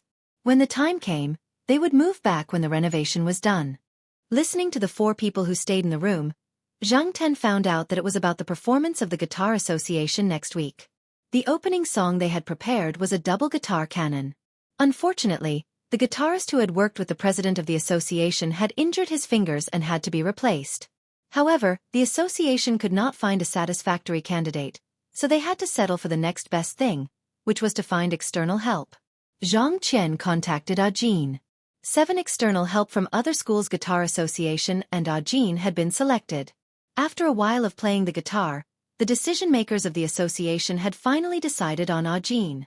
Hearing that Ajin had been chosen, Zhang Qian was very happy. In contrast, Ajin was much calmer. He knew that this would be the result after listening to the others play. Those who could stay in the night building to perform were basically professionals, and their skills were not good. After being in the night building for so long, they were better than most people in the school. In fact, Ajin did not immediately agree to come and try. After all, once he decided, he had to come often to train before the performance. In addition, there were several important performances in the night building, so time was very tight.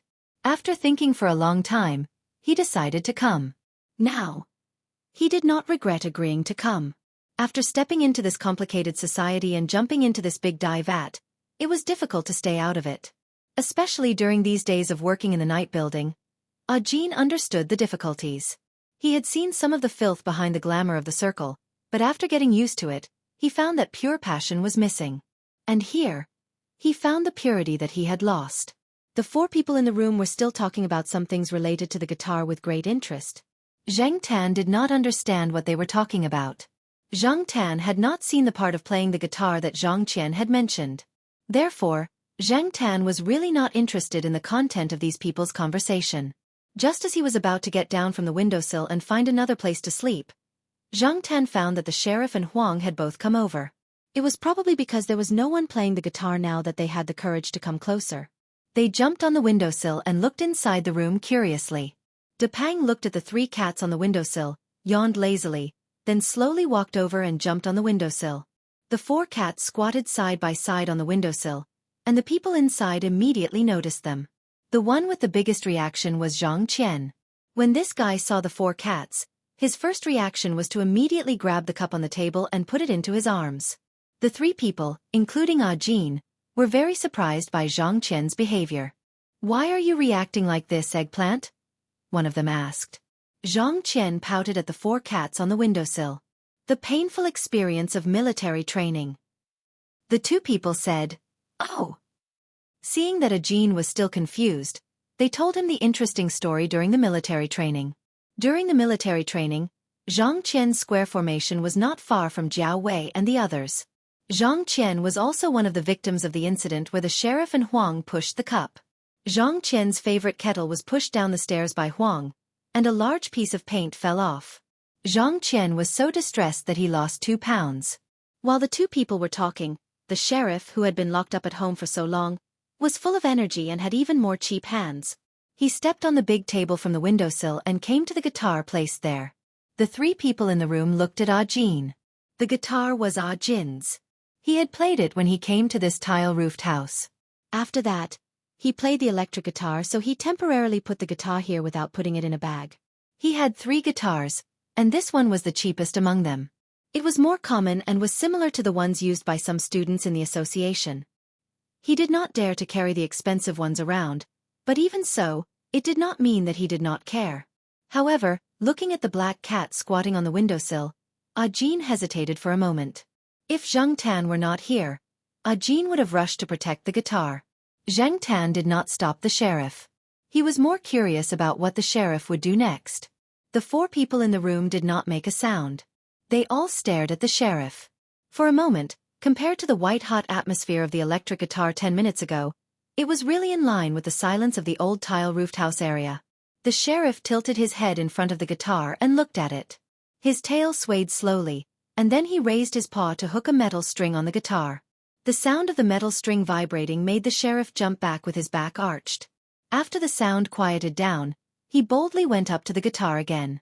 He seemed to be addicted to playing and continued to raise his paw to hook the metal string. He did not press the string, and the sound was just an empty string sound. To Zhang Tan, it was pure noise.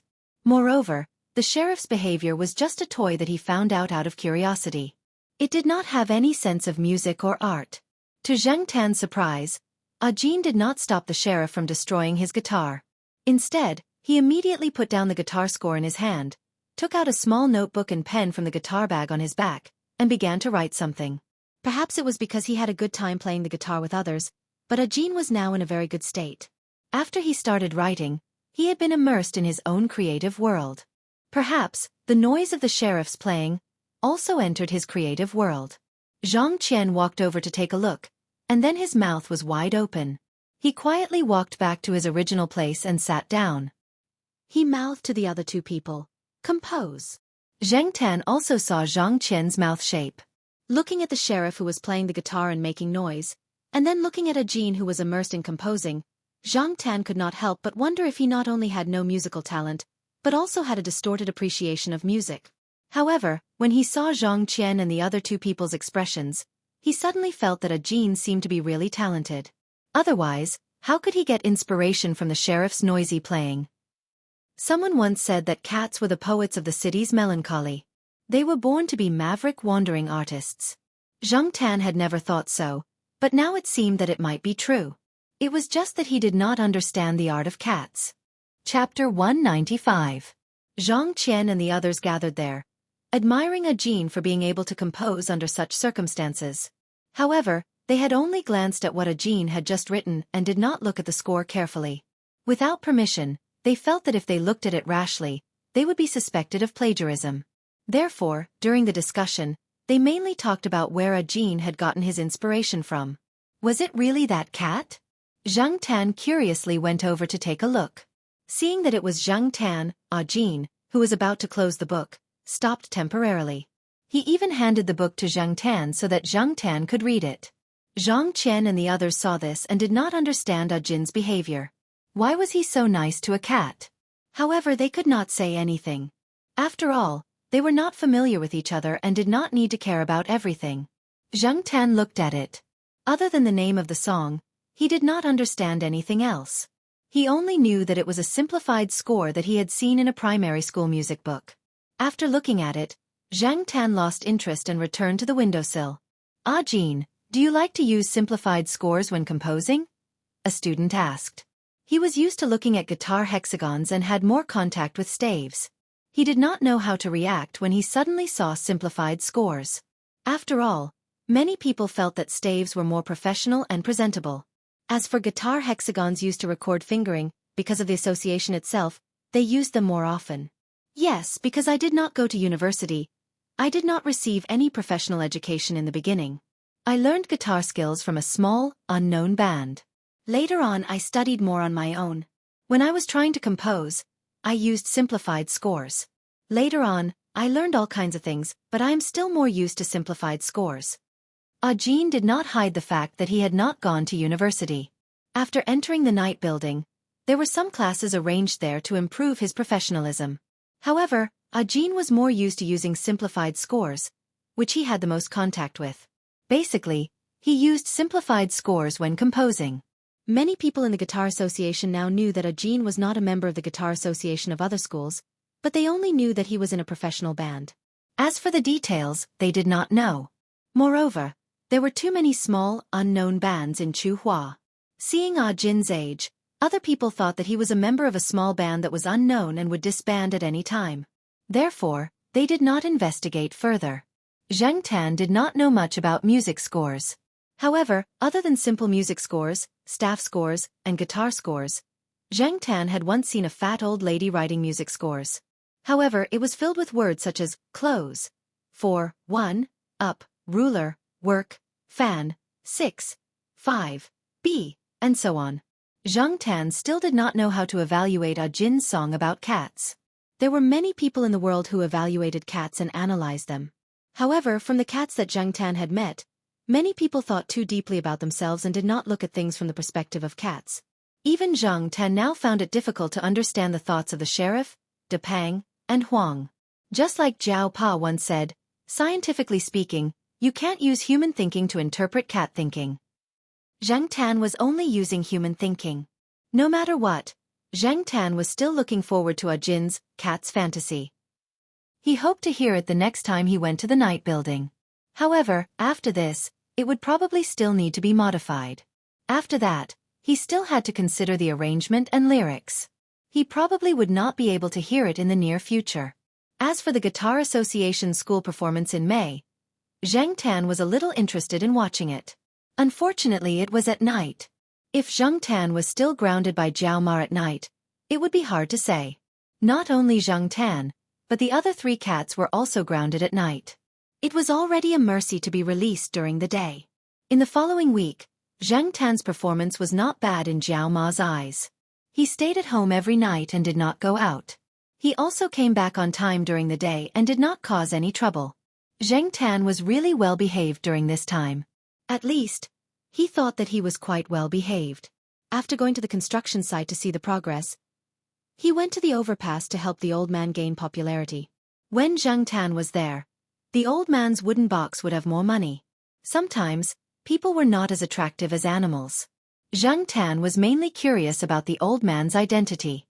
However, after staying for more than a week, she did not see any underlings. It was true that the surrounding peddlers were in awe of this old man. The day of the Guitar Association's performance was Friday.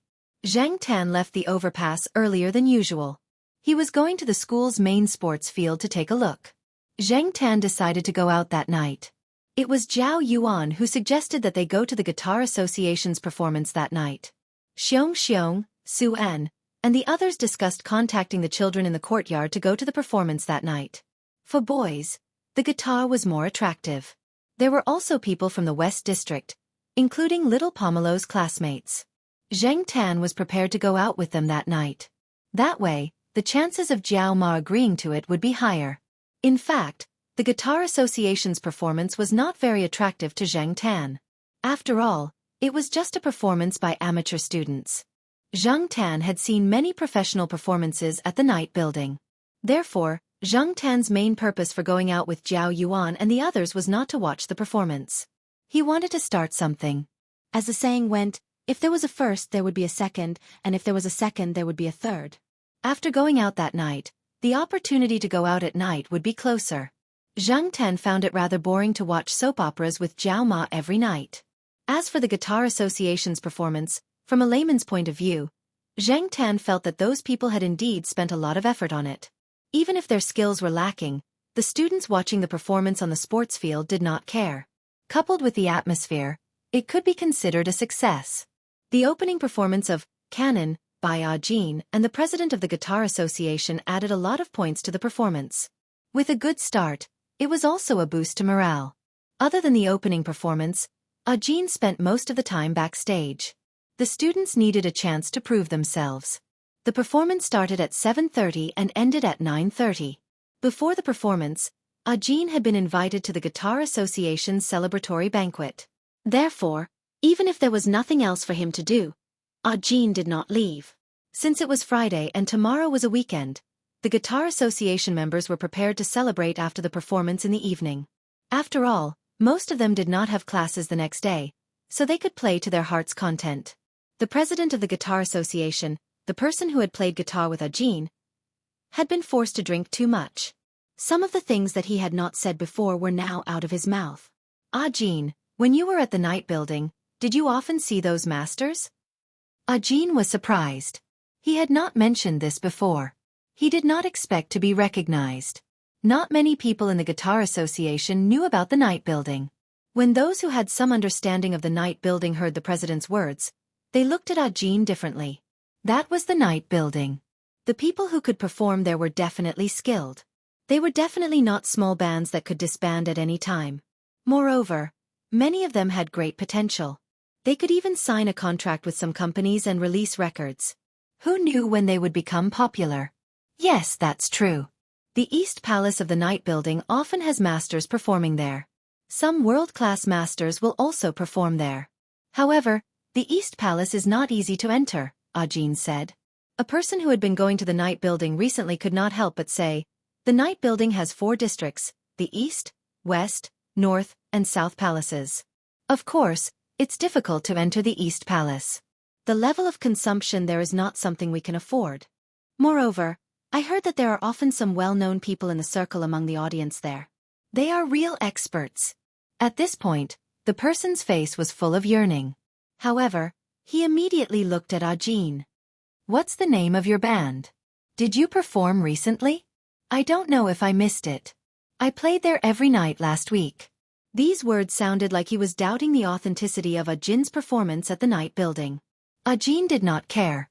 When he was about to answer, the president of the association spoke first. He pointed at the necklace Jin was wearing. New boy, I remember this is the team emblem. Jin understood. As expected, he had guessed it based on the team emblem. We're performing in the South District now, Jin said. The South District? So it's an expert. No wonder I didn't see it. I've always been in the North District, the person said in surprise. The resident singer in the North District was at the bottom of the night building's 4 districts. At the same time, it was also the place with the lowest consumption. However, he did not expect Jin, who was about the same age as them, to be able to enter the South District, which was of a higher level than the North District. After learning about the night building, the others also participated in the discussion. The celebration banquet turned into the association's members learning from Jin. Jin did not hide anything. He was also willing to share some of his experience with these people. Finally, before Jin left, everyone asked him if he had anything else to say. Jin thought for a moment and said, "Treat that black cat better." Everyone thought that Jin said this because he liked black cats. Seeing that the team emblem was a black cat, even if some people were a little resistant to black cats, at this time, they promised to take care of them. Seeing that these people obviously did not take it to heart, Jin opened his mouth but still did not explain. These people did not know the meaning behind this sentence. Many people here wanted to ride on Jin's coattails, but Jin thought that he was not a big shot in the night building. Even now, in the South District of the night building, his band was ranked last. If there was anyone here who could ride on that cat's coattails, they would be more useful than Jin. The cat was familiar with the big boss of the night building. For it, watching the performance of the East Palace was as easy as eating peanuts.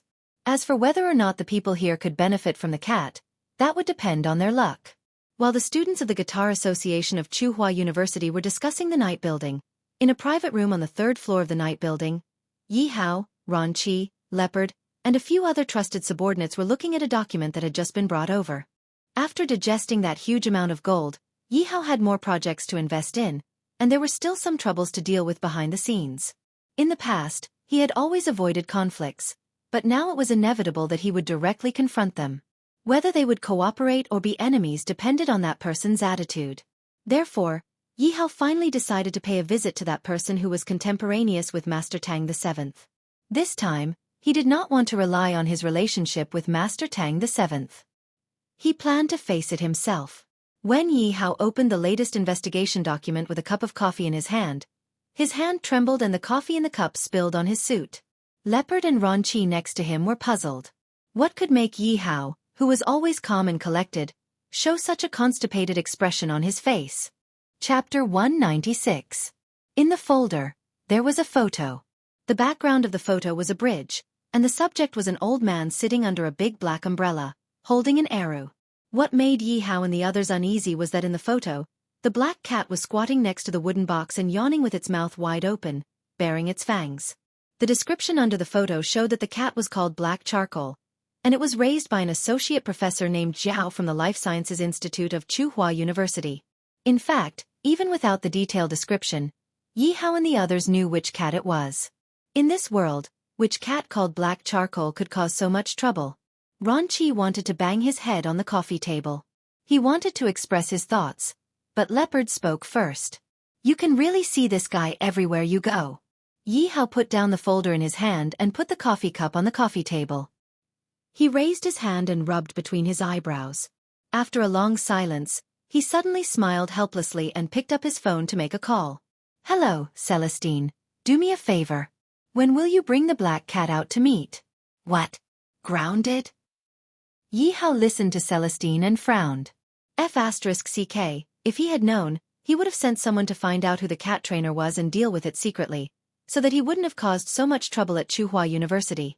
If the black cat was grounded, when would it be able to come out to talk? After knowing the reason why Yi Hao wanted to find the cat, Celestine decided to go to Tsinghua University to try. The cat trainer incident had happened a long time ago, and the people in the school compound didn't know much about it. They wouldn't keep the cat at home forever, right? So on a nice Saturday, Celestine showed up at the Zhao family and smiled harmlessly at Zhao Ma, who didn't look too good. Although Zhao Ma wasn't too happy about it, she still agreed to let Celestine take Zhang Tan out to play when she saw the look of anticipation in his eyes. Sigh, it was not easy to be cooped up at home for a period of time, but the moment he went out, he became wild again. Wei Ling heaved a sigh of relief when he heard Mama Jiao's agreement. If the owner didn't agree, that cat would definitely not go to the night tower. If she agreed, it would save him a lot of trouble. That night, in Yi Hao's villa, Yi Hao and Leopard had been waiting there for a long time. Even Ron Qi was rarely there. He was reluctant to see the cat, but he was curious as to how the cat knew that person. It was said that a bear has the heart of a leopard, and it seemed that this cat's courage was not small either. On the way, Zhang Tan had heard Celestine mention a little about the reason why Yi Hao was looking for him this time. However, was the Lord Kuan they were talking about that blind old man? He had heard that he was a powerful person in the past, at the same time as Master Tang VII and Ye 19. However, why did Zhang Tan feel that this old man was doing much worse than the other two? Not to mention Master Tang VII, she had also heard Yi Hao and the others mention Ye 19 when they were playing in the night building. A person who could raise a super cat and enjoy a high-end lifestyle obviously wouldn't have a bad life. In comparison, what about this Lord Kuan? He was dressed like a poor person, looked old, and was blind. Even if he was a person who could kill gods and Buddhas in the past, now he could only play the Eru on the bridge. Or perhaps, the truth was not as it seemed on the surface? Without the experience of Ah Jin finding his wallet and phone, Zhang Tan wouldn't have thought that the old man would be so powerful. Now that he saw the reaction of Celestine and the others, the old man was still not simple. Sure enough, the thoughts of big shots were always unpredictable. Take Feng Xiaokong for example. He was obviously a super rich person, but he still went to the streets to sell his art. Each of them was like a cat, full of strange thoughts. When they arrived at Yi Hao's villa, Zhang Tan jumped directly onto an empty sofa and found a comfortable position to lie down, waiting for Yi Hao's next words. In any case, Yi Hao had a request, so Zhang Tan wasn't in a hurry. Seeing the cat in front of him find a place to lie down without any reservation, Yi Hao glanced at it and didn't say anything. This cat was getting bolder and bolder. It was even more casual than when the Monseigneur was here. Yi Hao handed the folder in his hand to Celestine. Some of the confidential information had been taken out and shown to Celestine the recent results of Lord Kuan's investigation. The hall was very quiet. Only the sound of Celestine flipping through the materials and Yi Hao drinking coffee could be heard. Yi Hao had been so busy that he got tired easily. During this period of time, he was used to drinking coffee to refresh himself. The health doctor didn't recommend drinking it for a long time, but Yi Hao had no choice. He had to get through this period of time, especially this time. It was good to be able to have a good talk with Lord Kuan, but this man was famous for being difficult to talk to back then. He didn't know what would happen after he became like this. It seemed like there was a big change, but no one could say for sure. It was rare for there to be a breakthrough, so Yi Hao was ready to give it a try. Celestine didn't agree with Yi Hao's suggestion before. He didn't move around Chuhua before, so his understanding of Lord Kuan came from Yi Hao. Even if he didn't know Lord Kuan's current situation, if Lord Kuan was a toothless tiger, he was still a tiger. It would be easy for him to trample a cat to death. However, looking at the materials in his hand, Celestine's eyes twitched. He finally understood why Yi Hao had this idea. You even pulled Lord Kuan's beard? Celestine looked at Zhang Tan, who was sitting on the sofa, in disbelief. Yi Hao supported his forehead with one hand. He wanted to agree and say, it's not easy for this cat to be alive and kicking now. However, thinking about Lord Kuan's attitude in the investigation, Yi Hao chose to remain silent. What was that man thinking? Some of the investigation information was obtained from the vendors on the overpass, so the information about Zhang Tan's presumptuous behavior in front of the old man was listed in the information. The usual information was very detailed. Just by looking at this, it was impossible to associate the old man in the information with the once all-powerful Lord Kuan. If Lord Kuan's temperament hadn't changed drastically, then Lord Kuan must have treated this cat differently. Putting down the folder in his hand, Celestine leaned against the back of the sofa and tapped his fingers on the armrest. How about this? Let it send a letter to Lord Kuan to test Lord Kuan's attitude. At the same time, see how the old man's temper is now. According to the investigation information, Lord Kuan didn't have a cell phone or any other contact numbers on him. Lord Tang VII might have one, but Yi Hao didn't want to ask for it. Moreover, it was broad daylight, so Yi Hao couldn't go to the overpass directly to look for Lord Kuan. He didn't want to expose himself and let others know before the two sides reached an agreement. Hearing Celestine's suggestion, Yi Hao nodded. That works too. After making the decision, Yi Hao promised Zheng Tan that if he helped him this time, he would give Zheng Tan a private room on the third floor of the night building, just like Celestine's. Of course, it would be smaller than Celestine's, but it would still belong to Zheng Tan. When the time came, even if Zheng Tan brought his own people, he would have a place to stay. He wouldn't need to borrow Celestine's room. Zheng Tan didn't immediately express his opinion. He lay in the distance, deep in thought, until Yi Hao placed a short letter in braille in front of Zheng Tan. Zheng Tan didn't understand this, so Celestine explained the contents of the letter to him. It was a letter of visit and didn't say anything else. Feeling that it wasn't a big deal, Zheng Tan expressed his opinion. Thus, at around 3 o'clock on Sunday afternoon, Zheng Tan arrived at the Tianqiao as usual. Celestine followed behind him and watched from a short distance to prevent any accidents from happening. Yi Hao and a few others were watching the progress of the battle from a building. Zheng Tan was also a little nervous. He put the bank card-sized envelope in his mouth on Mr. Kuan's lap. Zheng Tan only reluctantly held the envelope in his mouth after Celestine and Yi Hao repeatedly assured him that it was clean. There was no other way. His intermittent mysophobia was acting up. The old man looked like he was about to play the arrow. After Zheng Tan put down the letter, he opened the envelope and touched the words on it. Then he put the letter in his pocket and hugged the arrow. He didn't play it and just sat there with his eyes closed as if he was asleep.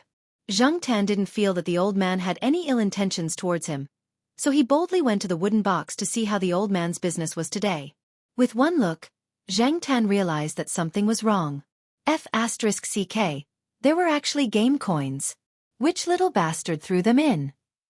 Zheng Tan raised his paw and flipped through the box. He realized that there were quite a lot of game coins inside. No wonder he felt that there were more coins inside today. They were all fakes. Some of the game coins looked like 1 yuan coins, while others looked like 50-cent coins. If one didn't pay attention, they would really confuse the game coins with real coins. No wonder Jiao Yuan complained at home that day that someone used game coins to buy steamed buns at school. The steamed buns seller didn't even realize it. Without hesitation, Zheng Tan reached out his paw and fished out the game coins one by one and threw them out of the wooden box. For a moment, the game coins clinked as they fell to the ground. The bridge, especially the place where the old man was sitting, was paved with anti-slip materials. The game coins that were thrown out didn't roll far. They basically landed near where Elder Kuan was sitting. The surrounding peddlers didn't dare to go over to take a look. Today's weather was too good. At this moment, the sun was shining brightly. Many people came and went in a hurry with umbrellas and sun hats. They didn't pay attention to other details and just thought that the cat was playing. Cats, after all, were also annoying. Even if someone noticed the game coins on the ground, they would just smile and walk away. Therefore, for a moment, no one pointed out the actual situation. When the old man, who was leaning against the railing, heard the sound of the game coins falling to the ground, his ears twitched. The stiffness on his face relaxed slightly, but it was hard for others to notice. Zheng Tan, on the other hand, was happily fishing out the game coins. He rummaged through the wooden box loudly. Celestine, who was standing not far away, and Yi Hao, who was nervously watching from a building, didn't see that the game coins were very similar to coins. They didn't even think about it. When they saw Zheng Tan's behavior, they almost vomited blood. "Boss, is that cat looking for trouble again?" Leopard stood behind Yi Hao and said with a wooden face. What if the old man was in a bad mood and wanted to accept a visit, but changed his mind at the last minute and rejected it? Leopard felt a headache just thinking about it. Yi Hao's face twisted. He was now regretting it. Should he not have asked the cat to do this? Not only did he not get any benefits, but he also made him hate him? Celestine squatted at the corner of the bridge and scratched his head in distress. He looked at the cat, who was happily fishing for the coins, and felt a stomachache. There must be something wrong with the breakfast he had this morning. "Young man, do you want some sponge cake?" The auntie selling sponge cake looked at Celestine with a smile. The golden tooth in her mouth shone brightly under the sunlight. Celestine. His stomach hurt even more. Compared to Celestine and Yi Hao's conflicted feelings, Master Kuan, who was sitting there, adjusted his posture and played the eru. Chapter 197. Yi Hao's conflicted mood improved a little when a 10-year-old child passed by. Walking past all these people, only the child mentioned the important point of, "Those are game coins on the ground." What really reassured Yi Hao was the phone call he received that night. Yi Hao had given a number in the Braille letter. That night, when Yi Hao was reading a report, he received a call from a stranger. The person was probably Master Kuan's subordinate. He gave the time and place, and his tone was monotonous. Yi Hao couldn't tell what the other party's attitude was. However, to be able to get a reply and agree to visit was a good sign. The two parties agreed to meet in the afternoon 2 days later.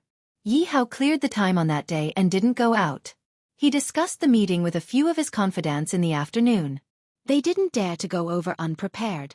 What if they couldn't come back? The other party wasn't someone to be trifled with. On the second day of delivering the letter, Zhang Tan did the same as before. He strolled around the campus in the morning and ran over to the bridge in the afternoon. He was still very curious about the old man that even Yi Hao was afraid of. The reason Zhang Tan still had the guts to come over after knowing the old man's identity was mainly because Master Kuan didn't show any ill intentions. Sometimes, Zhang Tan couldn't help but wonder if his presence was too weak. Or maybe the other party just didn't want to be serious with him and let him do whatever he wanted. He had heard people say that when the forest was big, there would be all kinds of birds. When the girl was beautiful, there would be all kinds of suitors. When the power was big, there would be all kinds of people around you. Therefore, one of the characteristics of a big shot was that he could accommodate all kinds of people. It was hard to guess the thoughts of a big shot. After half a day, the atmosphere between the old man and the cat was still the same as before. No one threw any game coins at him. Zhang Tan lay on the side and slept for the entire afternoon. As the sun set, Zhang Tan left the bridge and returned to Tsinghua University. The old man sitting on the bridge packed up his things as usual. He carried the shabby-looking wooden box and the blind guide cane and left. Walking along the street, they passed by familiar shops. Some of the shop assistants there remembered the old man. Every day at this time, they would see the blind old man pass by. In the night, the old man walked on the sidewalk. A black car slowly drove over and approached the sidewalk. This way, the distance between the black car and the old man was only about 1 meter. The black sedan drove very slowly. Even if it overtook the old man, it would stop in front of him for a while and wait for the old man to get on before driving off. The window of the back seat was lowered, and the people inside looked at the blind old man walking on the sidewalk. They were silent, as if they were thinking about what to say. The person sitting in the back seat was also an old man. However, compared to Lord Kuan, this person looked like someone who lived a rich life. In the eyes of the bystanders, these two old men were people who lived in completely different social classes and were completely unrelated. When the old man in the car looked out of the window, there was a cat lying beside him that was obviously bigger than a normal cat. However, this cat was very well behaved. Although it looked out of the window curiously, it had no intention of jumping out, nor did it meow. This continued for 10 minutes before the old man in the car finally said, "It's time to get off work, old Huang." His tone was full of sarcasm and mockery. Lord Kuan's surname was Huang. Back then, people called him the local tyrant because of his surname. Hearing the old man in the car, Lord Kuan's expression did not change at all. It was as if he already knew that this person would say that. He did not reply and continued walking at his original speed. This was not the first time these two old men had such a conversation. The old man in the car retracted his gaze from the window. The driver sped up and quickly left Lord Kuan behind. I really don't know why he made himself like this. Wouldn't it be better if he just enjoyed his life? He doesn't know how to use the resources he has. The old man in the car sneered. Just like what Tang Chi said, there were not many people left from that era. Those who stayed in Tsinghua City were only a few old men. The few old men had never stopped quarreling with each other. However, no one purposely came to find trouble with Huang Kuan. At most, they would say a few words or have some small fights to pass the time. They would not do anything serious here. Even Tang Chi was no exception. When Tang Chi retired behind the scenes, he had instructed Yi how to treat this Lord Kuan well. Master 19, not everyone can enjoy life as much as you do, the driver in front said. Nie 19 liked people to praise him for enjoying life. His style was indeed like that. Therefore, in many people's eyes, Nie 19 was always dignified and glamorous. Many people envied him because he was old but still had young women by his side. Old but vigorous. This was a phrase that people often used when talking about Nie 19. However, when Nie 19 thought about Huang Kuan's attitude of ignoring him, he became angry. That old fart was so arrogant. The driver looked at Nie 19 in the back seat through the rearview mirror and continued, Lord 19, I saw Lord Kuan today. He looks old and clumsy. Is there a problem with his health? Nie 19 smiled sarcastically. That guy's life is tough. When the fight was at its peak, everyone thought that this guy was dead for sure. Anyone could be lucky, but this guy definitely wouldn't be let go. But he's alive and well now. The driver heard Nie 19's tone. It didn't seem like he was angry at him. Based on his understanding of this boss, he should be thinking the same thing as him. He was just saying that. Therefore, the driver continued, although he's alive, he's been blind for so many years. I remember that he's about the same age as you, right? But looking at him today, he doesn't have the arrogance of the Lord Kuan. And isn't the one in charge of that area now Lord Kuan's godson? Speaking of which, Lord Kuan is just a retired emperor with no real power. In the driver's opinion, in this circle, even blood-related people could kill, let alone people who weren't related by blood. That was even more unreliable. No real power? Humph. Nie 19 snorted and didn't explain. However, the driver felt a chill run down his spine. He knew that his boss was really angry this time. He quickly shut up and didn't say anything else. After a while, Nie 19 teased the cat lying next to him. He put his finger into the cat's mouth. The cat hugged Nie 19's finger and bit it. The cat's teeth, which had been bitten by dogs, gently scraped Nie 19's finger. However, it didn't bite down. It didn't dare. This cat is very obedient. Even if I put my finger in its mouth, it wouldn't dare to bite. Although Nie 19's words sounded calm, the driver felt his scalp tingle. He didn't dare to say a word. Perhaps, if Lord Kuan had died back then, his boss would be more relaxed now? Lord Kuan's existence was a thorn in his boss's throat. Yet he couldn't pull it out. He didn't dare to pull it out. Zhang Tan didn't know about the meeting between Yi Hao and Lord Kuan. Celestine and Yi Hao didn't mention it to him. Zhang Tan didn't want to get involved either. Anyway, those people were all people who did great things. It was better for his cat to think about how to pass the time. Therefore, on the afternoon of Yi Hao and Lord Kuan's meeting, Zhang Tan came to the overpass as usual. He happened to see the old man packing up his things. He found it strange that the old man was packing up so early today. Unexpectedly, when the old man passed by Zhang Tan, he said, "If you're curious, you can come and play with me." Zhang Tan stood where he was, wondering how the old man knew he was here. He didn't have the chance to fish for the coins in the wooden box today. The sound of his footsteps was also very soft, but the old man could still accurately identify his location. Seeing that the old man had already gotten off the overpass, Zhang Tan didn't think about the problem anymore. Then he was puzzled. Did the old man mean for him to go over and take a look? If he followed him, he might be able to find out more about the old man. It was rare for an important person to make a tactful invitation. At least, in Zhang Tan's eyes, it was an invitation. He quickly followed him. Then, he realized that this was the first time he had heard the old man speak. He followed the old man through the bustling street and turned into an alley. After walking for a while, they arrived in front of a house. Without the old man knocking, the door was opened from the inside. Zhang Tan saw a young man with a very serious expression. He was respectful to the old man. However, when his gaze swept past Zhang Tan, he didn't seem surprised to see a cat here. He only paused for a moment before following the old man inside. Zhang Tan looked around and followed him in. The outside of the house looked very shabby. He didn't expect the inside to be okay. It was just okay, nothing special.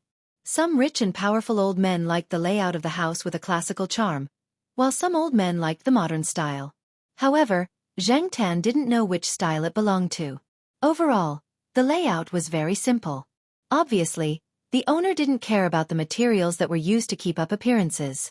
Thinking that the old man was blind, Zhang Tan felt relieved. Moreover, if he only looked at the back, Zhang Tan couldn't tell that the old man was blind at all. No one helped him, and the old man didn't stumble.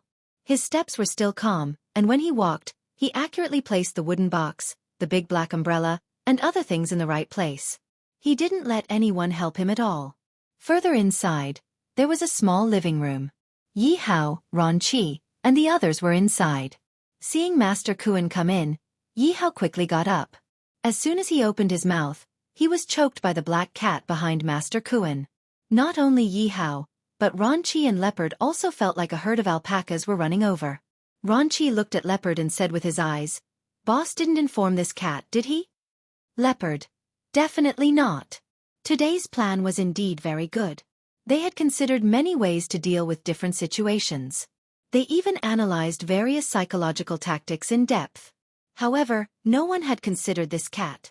In Ron Qi's opinion, cats were always an uncertain factor, let alone this cat. Who knew what would happen with this cat present? What did Master Kuan mean by this? Zhang Tan looked at the expressions of Yi Hao and the others. He pulled his ears and walked to the side. "Dislike my ass? Do you think I care?" They chatted among themselves. Zhang Tan didn't want to join them. He planned to find a place to lie down. He was a little tired from walking all the way here. When he came, Zhang Tan thought of many possibilities. However, when he really came, he didn't feel the pressure he expected. He also didn't feel any malice or danger around him. Although he couldn't let his guard down, at least he was mentally more relaxed. Zhang Tan saw a wooden table by the window. It was more than 3 meters away from them. There was also a vase with rich bamboo. It was perfect for lying down and sleeping. Therefore he got up and jumped. Chapter 198. Ron Qi had been using the corner of his eye to look over there, wondering why Elder Kuan had brought the cat over. The next moment, he noticed the situation over at the table. His heart also swayed along with the vase on the table. Only when the vase stabilized did he let out a sigh of relief. Yi Hao, of course, also noticed it, but he didn't show it on his face. In Yi Hao's mind, cats were not human beings after all, nor were they well-trained warriors. They would not listen to you and restrict your words and actions. Perhaps they would bark wildly when they shouldn't, or mess around with things they shouldn't do, which would cause a planned and arranged thing to collapse directly. If it were other cats, it might be a small problem, but Yi Hao knew how capable this black cat was from the day he met it. Yi Hao took a deep breath and sorted out his emotions. He continued to talk about the cooperation with Elder Kuan. It was said that the first spurt of energy, the second spurt of energy, and the third spurt of energy. It wasn't easy to be fully prepared to face Huang Kuan, who used to be a big shot, so he couldn't appear weak. He had a few projects under his control, such as the small commercial plaza near Tsinghua University that was under construction. When the time came, he would definitely come into contact with the people here. It would be better to discuss it in advance before things went wrong. That way, it would be easier for everyone to resolve any problems. Conflicts of interest were always the most important conflicts. However, how to distribute the benefits was the reason why Yi Hao was sitting there under pressure. However, just as Yi Hao was talking about the distribution of benefits and was about to start psychological warfare, there was a shattering sound. The somewhat tense atmosphere was fiercely impacted. The veins on Yi Hao's forehead popped. He forced himself to remain calm on the surface, but he was already cursing in his heart. Can't this damn cat know its place? Zhang Tan looked at the broken vase and the mess on the table. He then looked at the expressions of the people over there. Other than Elder Kuan, the others, including Yi Hao and the people around Elder Kuan, couldn't help but have some other emotions in their eyes even if they didn't show it on their faces. He pulled his ears and jumped down from the table. It was better to find another place to lie down. The atmosphere here was not suitable. Zhang Tan really didn't do it on purpose. He was lying on the side and was about to fall asleep. Then, a green bean fly came out of nowhere and kept buzzing in his ear. When Zhang Tan raised his paw to chase it away, he used a little too much force. Plus, he was stronger than the average cat, so he didn't restrain himself and knocked the vase down. Zhang Tan tried walking around, but he didn't see anyone stopping him. Lord Kuan didn't say anything either, so he walked out of the hall. At this moment, the person standing behind Elder Kuan also walked out and followed behind Zhang Tan. Ron Qi and Leopard quickly looked at each other. They couldn't help but worry. Although they didn't like the cat causing trouble here, They didn't want anything to happen to the cat. Not only was the cat familiar with Celestine, Air Mao, and Fong San, but it had also helped them a few times. This time, they were the ones who had dragged the cat into this matter. Lord Kuan.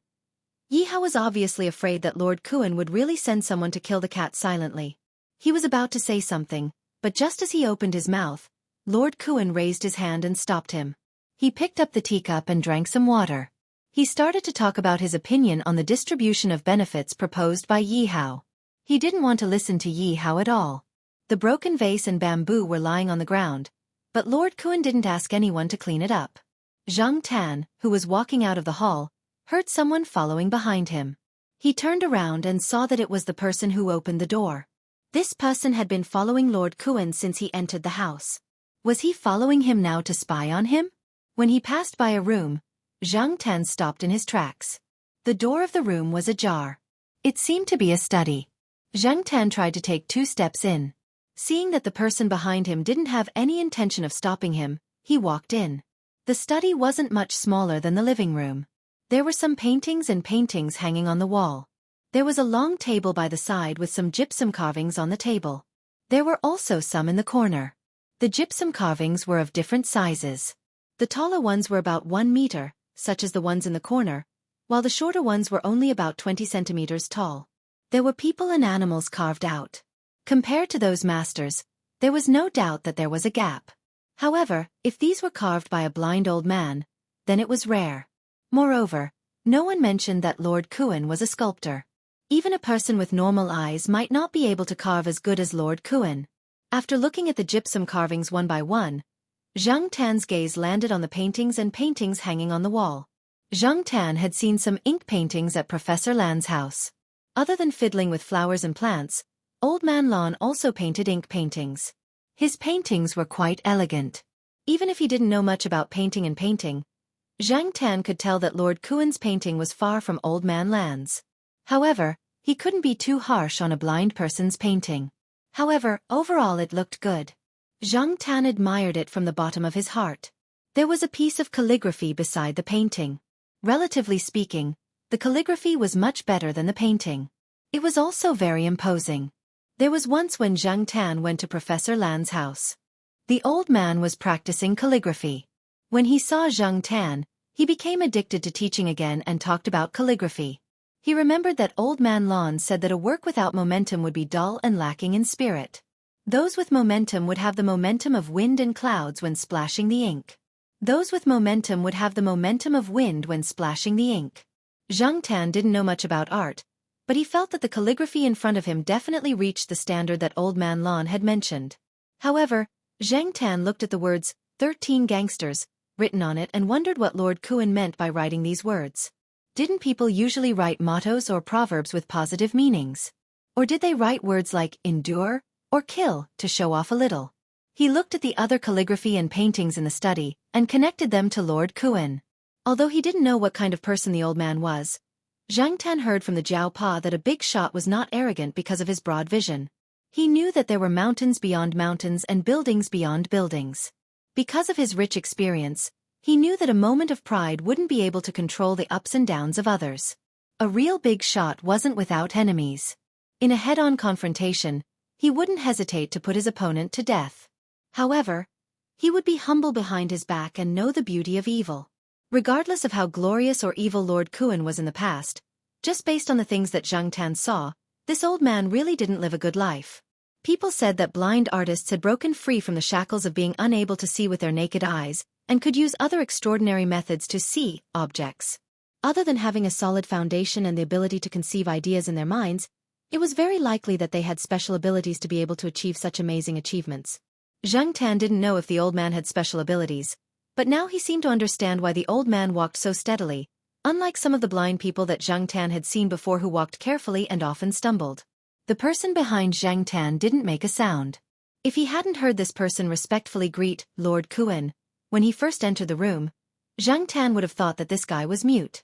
When they returned to the living room again, Yi Hao and Lord Kuan were almost done talking, and the atmosphere had eased a lot. Seeing that Zhang Tan was fine, Yi Hao and the others heaved a sigh of relief. When they left, Yi Hao said that he would send Zhang Tan back to Tsinghua University, and Lord Kuan agreed. After Yi Hao and Zhang Tan left, the person who had followed Zhang Tan out of the living room walked to Lord Kuen's side. After that cat went in today, he told Lord Kuen in detail about Zhang Tan's every move in the study. I don't think that cat is with Yi Hao and the others, the person said. Yes. Lord Kuen went silent after that, but the people around him knew that Lord Kuen already knew that this would be the result. As for why Lord Kuen paid attention to that cat, it seemed that after knowing that Nye 19 had a cat, Lord Kuen usually paid attention to the cats around him. Although he couldn't see, he could detect some things with his extremely sharp hearing and perception. For example, when the cats saw Lord Kuen, they would run far away. Even if they didn't run, they would never approach him. Even trained cats would show a strong sense of vigilance. The old man had already restrained himself. This afternoon, when Lord Kuen came back, there was a person feeding a cat at the entrance of a barbecue shop. The cat cried out for food, but when Lord Kuen passed by, the cat ran away without making a sound. Nye 19's cat also arched its back and growled when it saw Lord Kuen, as if it was facing a great enemy. Therefore, when Elder Kuen first noticed a cat approaching on the overpass, his first thought was, this cat is either stupid or extremely bold. But later, Lord Kuen knew that wasn't the case. It was rare to have such a cat. When Zhang Tan went back in Yi Hao's car, he thought that Yi Hao would scold him for breaking the vase in the living room. He didn't expect that Yi Hao would only say that the night building would open a single room for Zhang Tan. Yi Hao was in a good mood after finishing something that had been weighing on his mind for a long time. Moreover, after leaving Lord Kuen's place, Yi Hao thought a lot and analyzed every detail. Maybe it was because of this cat's antics that he could be so successful? Maybe. Originally, Tsinghua University wasn't too far away from here, but Yi Hao still asked someone to drive the car to the side door closest to the eastern courtyard. He also told Zhang Tan that when he followed Celestine to the night building, he might be able to see his small single room. When Zhang Tan entered the courtyard, he saw that it was already past 5 o'clock at the gate. It was close to little Pomelo's school time, so he turned around and went to the affiliated primary school. Recently, the children of the affiliated primary school were in a good mood. It was probably because the first day of June was approaching and the holidays were coming. They could enjoy the holiday benefits that came with their age, but Zhao Yuan and the others couldn't. They had already been promoted from the Young Pioneers to the Communist Youth League, so how could they enjoy Children's Day? When little Pomelo came out, Yulisha and Xia Xian, the two children in the Western District who were close to little Pomelo, came out together. When they came out, the two girls looked at Zhang Tan who was squatting on the wall, then said to little Pomelo, "We'll leave your cat to you." Chapter 199. Important people had their own attitudes towards life, while ordinary people had their own way of living. Zhang Tan felt that her cat preferred the life in the courtyard. It was relaxed and comfortable, and she didn't have to worry about breaking a vase. She didn't have to get involved in any of the major events that were going on under the surface. It could throw a tantrum and have fun, and it could eat and drink as it pleased. It was much more natural at the Jiao family's place. However, Zhang Tan's good mood was ruined after dinner. A mythical beast? Jiao Ma paused in the middle of picking up a green pepper. She then asked little Pomelo, "Why did you ask Black Charcoal to go there?" Yulisha said that it would attract more attention. She said it's called. Little Pomelo thought about the word. Yeah, she said it's called a gimmick. Jiao Ma was speechless. Even this little kid knew how to make a gimmick. Little Pomelo stuffed rice into her mouth. She didn't want to let Jiao Ma know that she had something to say. Yulisha, who was the vice class monitor of the 4th grade class 3 and also the organizer of the show, had said that the first part of the show was to compete for rewards.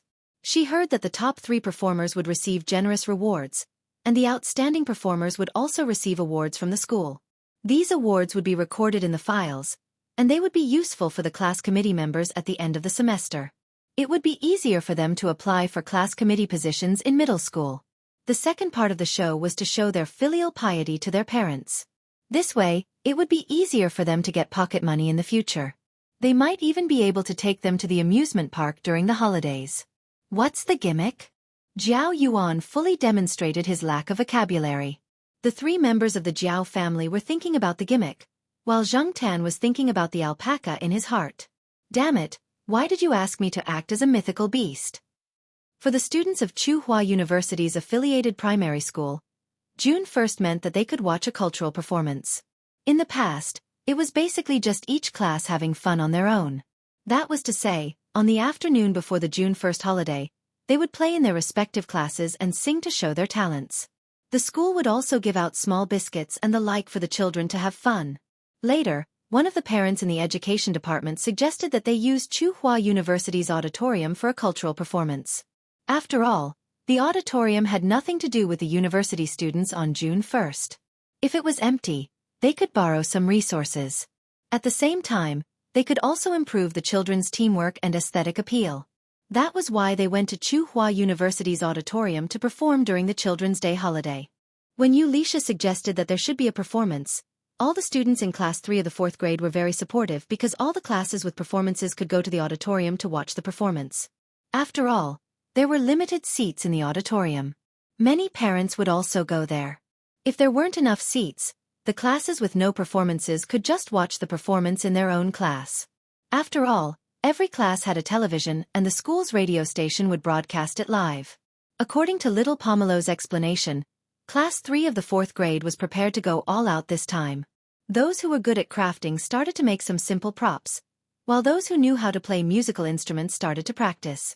The story they were going to perform was a story written by Wuxia herself. A filial son traveled through mountains and rivers to save his bedridden mother. He went through all kinds of hardships, passed through all kinds of obstacles, and defeated all kinds of monsters. In the end, he obtained a snow lotus from a mythical beast on a snowy mountain and went back to cure his mother. Zhang Tan felt that this story was very familiar. He felt that many TV dramas, movies, and even one of his commercials used this story. However, when it was a children's performance, the audience didn't care about the story. They just wanted to see their own children perform. The story was secondary. They just wanted to see it for the fun of it. Before they decided to let Zhang Tan play the mythical beast, Class 3 of the 4th grade had rehearsed many times. The props were almost done and they even had a pre-show. After all, there were too many classes who signed up for the performance. The auditorium's performance time was limited, so they had to eliminate a batch of students. There was no ranking for the pre-show. Only the last class who could perform in the auditorium were notified. From the pre-show, it could be seen that there were too many outstanding performances and there was too much competition. Just like little Pomelo said, they had to use something different. Thus, Zhang Tan was on the list. Many people in Fu Hai Elementary School, especially those in little Pomelo's class, knew that her black cat came to pick her up after school every day and was very obedient. Thus, Wuxia turned her attention to Zhang Tan. Little Pomelo actually didn't agree to let Zhang Tan go, but there were too many classmates who came to persuade her. Wuxia and Xiaofan had mentioned it many times in front of her. Only then did she decide to ask Zhang Tan's opinion. If Zhang Tan didn't want to go, she would reject it tomorrow. Although playing the role of the mythical beast didn't make Zhang Tan happy, he didn't want to make things difficult for little Pomelo. In class, Wuxia and Xiaofan had helped little Pomelo a lot. Zhang Tan wanted to help this time as a way of thanking her. Moreover, this child didn't like to talk and was easily alienated from others. If this went well, little Pomelo could mix better in class. The next day, at about 10 o'clock in the morning, Zhang Tan didn't go to other places and went directly to Fu Hai Elementary School. Little Pomelo and the others' last class in the morning was physical education. Because of the performance, Wuxia asked their physical education teacher to let them prepare for the performance during this class. The physical education teacher also knew about the performance and didn't think much about it and agreed. Little Pomelo and the others rehearsed in a corner of the field. Fu Hai Elementary School wasn't big, so Zhang Tan was familiar with it. He didn't go through the front door, but went outside near the field and then climbed over the wall to see them. When the rehearsal was about to start, Zhang Tan saw that they were standing in a formation with Wuxia directing.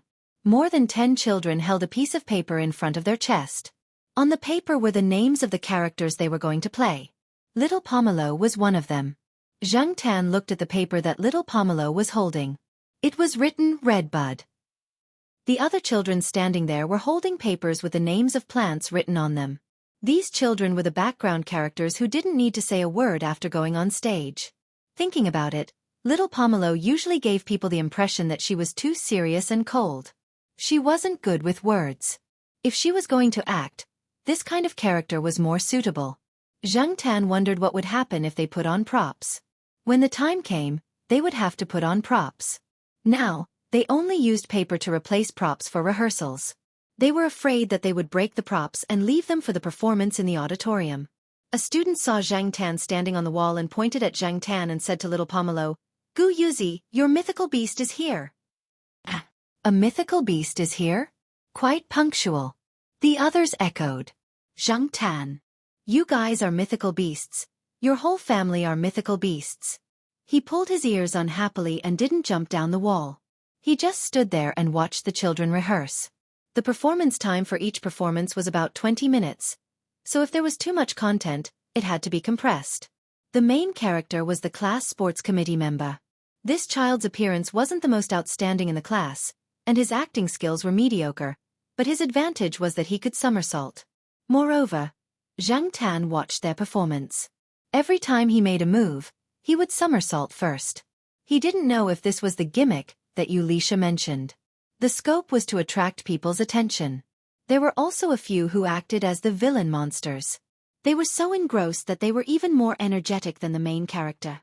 Zhang Tan originally thought that these children would be more repulsed by the villain role, but now it seemed that they were enjoying it.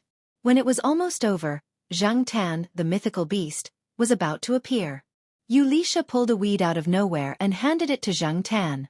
Last night, little Pomelo told Zhang Tan what to do, so Zhang Tan knew what to do next. Therefore he jumped down the wall, held the poor weed between his claws, and waited for the main character to come and take it. In the last scene, the main character fed the elixir to his bedridden mother. Before this, Zhang Tan had been curious as to who would play the role of the mother, and whether or not the teacher would make a cameo appearance. Now, she saw the child holding the elixir, and walking to Wuxia with an excited expression. "Your illness can be cured." Zhang Tan. After class, Wuxia, Xiaofan, and little Pomelo slowly walked to the school gate. They were discussing what they needed to prepare so that they could work overtime together at night. Zhang Tan ran to the school gate and squatted on top of the wall. He didn't want to squeeze with the other students. Just as he was thinking about why Wuxia was so troublesome and walked like a turtle, Zhang Tan suddenly saw a person standing not far away. His first thought was that this person was up to no good. A thief? No, that's not it. Zhang Tan observed that the person's eyes were fixed on the children. Zhang Tan felt that the person looked at the children differently than others. Perhaps the children didn't feel it, and the parents didn't notice it either. However, Zhang Tan's intuition told him that this person was up to no good. When the person inadvertently saw Zhang Tan squatting on top of the wall, Zhang Tan bared his fangs at him. When little Pomelo came out and Zhang Tan looked again, the person was no longer there. He probably left. In the afternoon, Zhang Tan sent little Pomelo to the affiliated primary school as usual. When they were about to reach the school, Zhang Tan saw a person standing at the intersection. It was the person he saw in the morning after school. Sensing Zhang Tan's strange behavior, little Pomelo followed his line of sight. At the same time, the person also looked over. When he saw little Pomelo looking at him, he smiled. Little Pomelo frowned. Although she didn't know how to read people, she had a bad feeling about this person. Therefore, she quickened her pace and walked towards the affiliated primary school. Zhang Tan followed behind little Pomelo. He turned his head to look at the person standing at the intersection and narrowed his eyes. If this person walked over to little Pomelo and said, "Little girl, Uncle will take you to see the goldfish," Zhang Tan would immediately beat this person up until even his mother couldn't recognize him. Then, he would find a chance to throw him into the lake and feed him to the fish. Just as Zhang Tan was wondering if the man would kick him with his left or right leg first, and whether he would kick his face or his manhood first, the man looked away. The person didn't continue to stare at little Pomelo. Instead, he looked at the other children who came to school, especially those who didn't have an adult accompanying them. Zhang Tan didn't feel that there was much lust in his gaze, but it made him extremely uncomfortable. Chapter 200. Zhang Tan watched little Pomelo walk into the school and ran back. When he came to the intersection just now, he found that the suspicious person was no longer there. Zhang Tan looked around the area, and when she reached the man-made lake, she saw the man. The person was sitting on a bench by the lake, talking on the phone. There was no one around him. At this time, most of the students had gone to class. Those who had no class were taking a nap in the dormitory, so looking around, there was no one walking around the artificial lake. Zhang Tan quietly approached from behind and went under the bench, intending to listen to what the person was talking about. Why did you suddenly change your mind? I haven't finished my inspection yet. I was warned? Those people are still meddling in other people's business. Okay, I know they have the final say here. I'll leave immediately. How about Sickle? Okay, I'll go help him. TSK, you can't even handle a dying person. Zhang Tan listened to the person and knew that it was not a good thing, but he could not hear the details. He could not hear the voice on the other end of the phone clearly, but he could roughly feel that the person on the other end of the phone was not in a good mood. It was good that the person wanted to leave. It was better not to leave such a potentially dangerous person here. However, before he left, the person sitting on the bench finished the phone call, looked at the surrounding scenery, then got up and walked to the lake. He had just found that there were many fish in the lake, and these fish were very brave. They were probably used to being watched. Even if there were people standing by the lake, they would still swim around calmly. Zhang Tan looked around and made sure that no one was coming. No one would pay attention to this side. When the person walked to the lake to watch the fish, he rushed over and kicked the person's back. When the man walked to the lakeside, he had been paying attention to his surroundings. When he didn't notice anyone approaching, his vigilance was lowered. Just as he was leaning forward to look at a large red carp swimming towards him, he suddenly felt a force from behind and fell into the lake. Because it was the school's artificial lake, for safety reasons, it was not very deep. It was just that after a long time, the silt at the bottom of the lake was thicker. After the man fell into the lake, he struggled a few times. When he stood up, the lake water only reached his waist, but his whole body was soaked. He was still holding his phone in his hand, and it looked like his phone was broken. He looked around angrily, trying to find out who was behind this, but unfortunately, he couldn't find anyone nearby. Instead, there were people further away who heard the commotion and looked over. After Zhang Tan kicked him, he immediately ran into the forest to hide. The trees here couldn't hide a person, but a cat could still hide very well. Then, Zhang Tan saw the man quickly come out of the lake, his trousers full of mud, and leave with a gloomy face. For the next few days, every time Zhang Tan wandered around Fu Elementary School, he would pay special attention to the surroundings. Indeed, he did not find that person. At most, there were a few people who looked like thieves walking around. That was a common occurrence, so Zhang Tan did not pay much attention to it. Compared to that person, Zhang Tan felt that thieves were less of a threat. Because he had seen human traffickers before, Zhang Tan felt that the man was different from human traffickers. He did not know what kind of business he was involved in, but he was sure that he was not a good person. The night before the performance in the auditorium, Zhang Tan was lying on the sofa, thinking about what would happen the next day. The performance started at 2 in the afternoon, and Zhao Ma had already asked for leave. Zhao Yuan had a small test, so Zhao Ma rejected his request. However, Zhao Ma borrowed a DV from Chu Xiangyang, who lived next door. She wanted to film the performance and show it to Zhao Yuan. Although Fu Elementary School also had its own live broadcast, it was only on a general level. Zhao Ma only wanted to film little Pomelo and Zhang Tan. She was currently fiddling with the DV to familiarize herself with it. Hey Mom, what do you think is wrong with black charcoal these days? He looks like he has a lot on his mind, Zhao Yuan asked as he nibbled on an ice popsicle. Zhao Ma's attention shifted from the DV to Zhang Tan. She looked at him and said, maybe it's because of tomorrow's performance. He's going to be the first cat to perform on the stage. Zhao Yuan nibbled on his ice popsicle. Hasn't he already filmed a lot of commercials? What's there to worry about? Zhao Ma said. Who knows what a cat is thinking? Zhang Tan listened to their conversation, but his ears moved. He was too lazy to do anything else. 2 days ago, he had been thinking about the man he had kicked into the lake. Although that man had not appeared around him, and perhaps he had no more interactions with Zhang Tan still felt a chill when he thought about the man's gloomy eyes when he got up from the lake and left. As for today, he was just thinking about tomorrow's performance. He was not worried about anything. He had already filmed a lot of commercials, so he was very thick-skinned. The next day, those who had performances in the morning skipped class and went to the auditorium to rehearse. They wanted to get used to the stage in advance, and they also wanted to do a preview. Usually, when they rehearsed, they didn't notice anything, but when they put on the props, the feeling came immediately. Many of the props were made by the students themselves. At most their parents helped them. The parents of the students who were standing on the sidelines were watching from below. They held the boxes of instruments in their hands and looked at their children with smiles on their faces. They were proud of their children. Generally speaking, the preview was good. No one made any mistakes. The overall feeling was okay.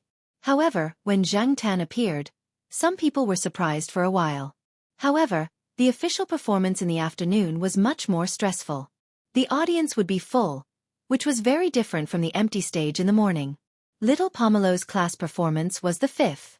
Among the first 5 performances, 4 of them were singing and dancing. Their performance was the first drama. She didn't know if the club would give them more money. The people who had changed their clothes sat in the dressing room. Some were memorizing their lines, and some were chatting casually. Zhang Tan looked at little Pomelo next to him. She was sitting in a chair with props next to her. When she appeared later, she would be wearing a cylindrical paper shell. There was a large background board attached to the back of this shell. The board had purple Chinese redbud painted on it. It looked very heavy, but for these students, it was still bearable. After all, it was only made of paper. When it was made, the weight was considered. Even so, during the rehearsal in the morning, Zhang Tan felt sorry for them. On such a hot day, they had to wear such a big shell. It was really hard for these children. In fact, Zhang Tan himself wasn't much better. He was wearing a silver plastic shirt. When he appeared later, he would have to wear a stupid mask. He didn't know if the mythical beast in these children's hearts was this stupid image. Little Pomelo, who was sitting there quietly, had a slightly serious expression. She pursed her lips and held the hem of her shirt tightly. After all, it was her first time on stage. Moreover, it was a performance in the auditorium. Even if she was just standing in the background, there was still psychological pressure. Previously, there was a first-grade child who cried before going on stage. Her makeup was ruined by crying. Later, she didn't change it and just went on stage with that face. Zhang Tan walked over and patted her hand, indicating that she didn't need to be too nervous. Little Pomelo's expression softened. She let go of the hem of her shirt and tidied up the stupid shirt on Zhang Tan's body. Feeling that little Pomelo's mentality was adjusted well, Zhang Tan looked at the other students in the room. Especially the protagonist sitting in the corner, the sports committee member. The child didn't feel nervous at all. He crossed his legs and picked his nose while reading his lines. Zhang Tan looked at this guy who was digging happily. After picking his nose, he looked around. Seeing that no one was paying attention to him, he rubbed the finger he used to pick his nose on the sword, and continued to dig. Zhang Tan. This kid is actually rubbing his nose on the sword. Damn it, I can't let little Pomelo touch that sword. At this moment, the door opened. The chief planner Wuxia, who had gone out to observe, strode in. The others quickly asked about the performances in front of them. The scores and rankings would be announced after all the performances. Even if they didn't know the rankings now, they should be able to see the general situation. It's just so. Wuxia briefly explained the first 3 performances. Now that the 4th performance was in progress, it was their turn next. The 5th grade's performance of the peacock dance was pretty good. Xia Xian said. What's so good about it? They all have makeup like snakes. Wuxia said disdainfully.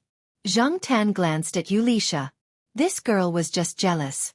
Because she had to play the protagonist's mother, Wuxia couldn't wear heavy makeup.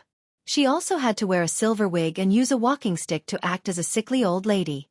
In fact, Zhang Tan felt that she could play the protagonist's grandmother. While Wuxia was being jealous, the sports committee member who was picking his nose bumped into the muzzle of the gun. You're actually picking your nose. Disgusting. Wuxia said with a look of disgust. The sports committee member who was caught didn't feel embarrassed at all. Didn't you read XXX magazine? 1/4 of the people pick their nose once a day, 1/5 of the people pick their nose 5 times a day, and 1/4 of the people are suspected of suffering from nose-picking obsessive-compulsive disorder. They spend up to 15 minutes picking their nose every day. What's with that expression? Don't look down on me. To be honest, we all ate boogers when we were babies. But I have a question. Why is booger salty? Zhang Tan, the surrounding students. Just as everyone looked embarrassed, and some of them were thinking, a young but steady and serious voice sounded. because there is a layer of lush cilia and mucus attached to the nasal cavity. They can intercept harmful substances in the air. Mucus is mainly composed of mucin and inorganic salts, and the latter's main components are potassium and sodium. They taste salty, so it's obvious that booger is also salty. The surrounding students. Zhang Tan looked at little Pomelo, who still had a slightly serious expression on her face, and talked with the alpaca for a while.